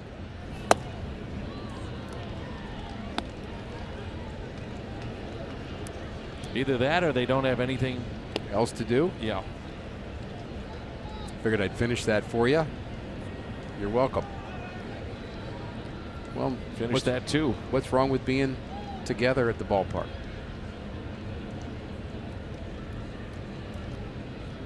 Cardinals down to their final strike, and the 1-2 inside to Randal Grichuk. Randal Grichuk might hit the farthest home run in Busch Stadium history. And you wouldn't want to miss it, would you? No, sir. Okay. Let's see if it happens.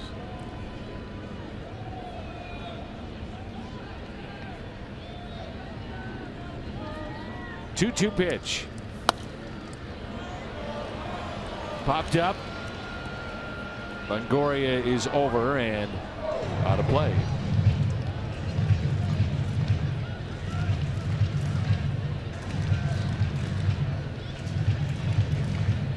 Almost got Phil Nichols down there, our outstanding cameraman. He has the roving shots around the ballpark. There's Phil.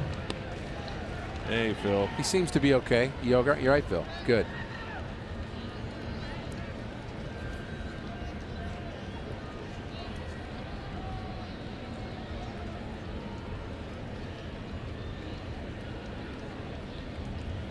The 2-2 pitch to Randal Grichuk. And the ball game comes to a close. 7-3 our final.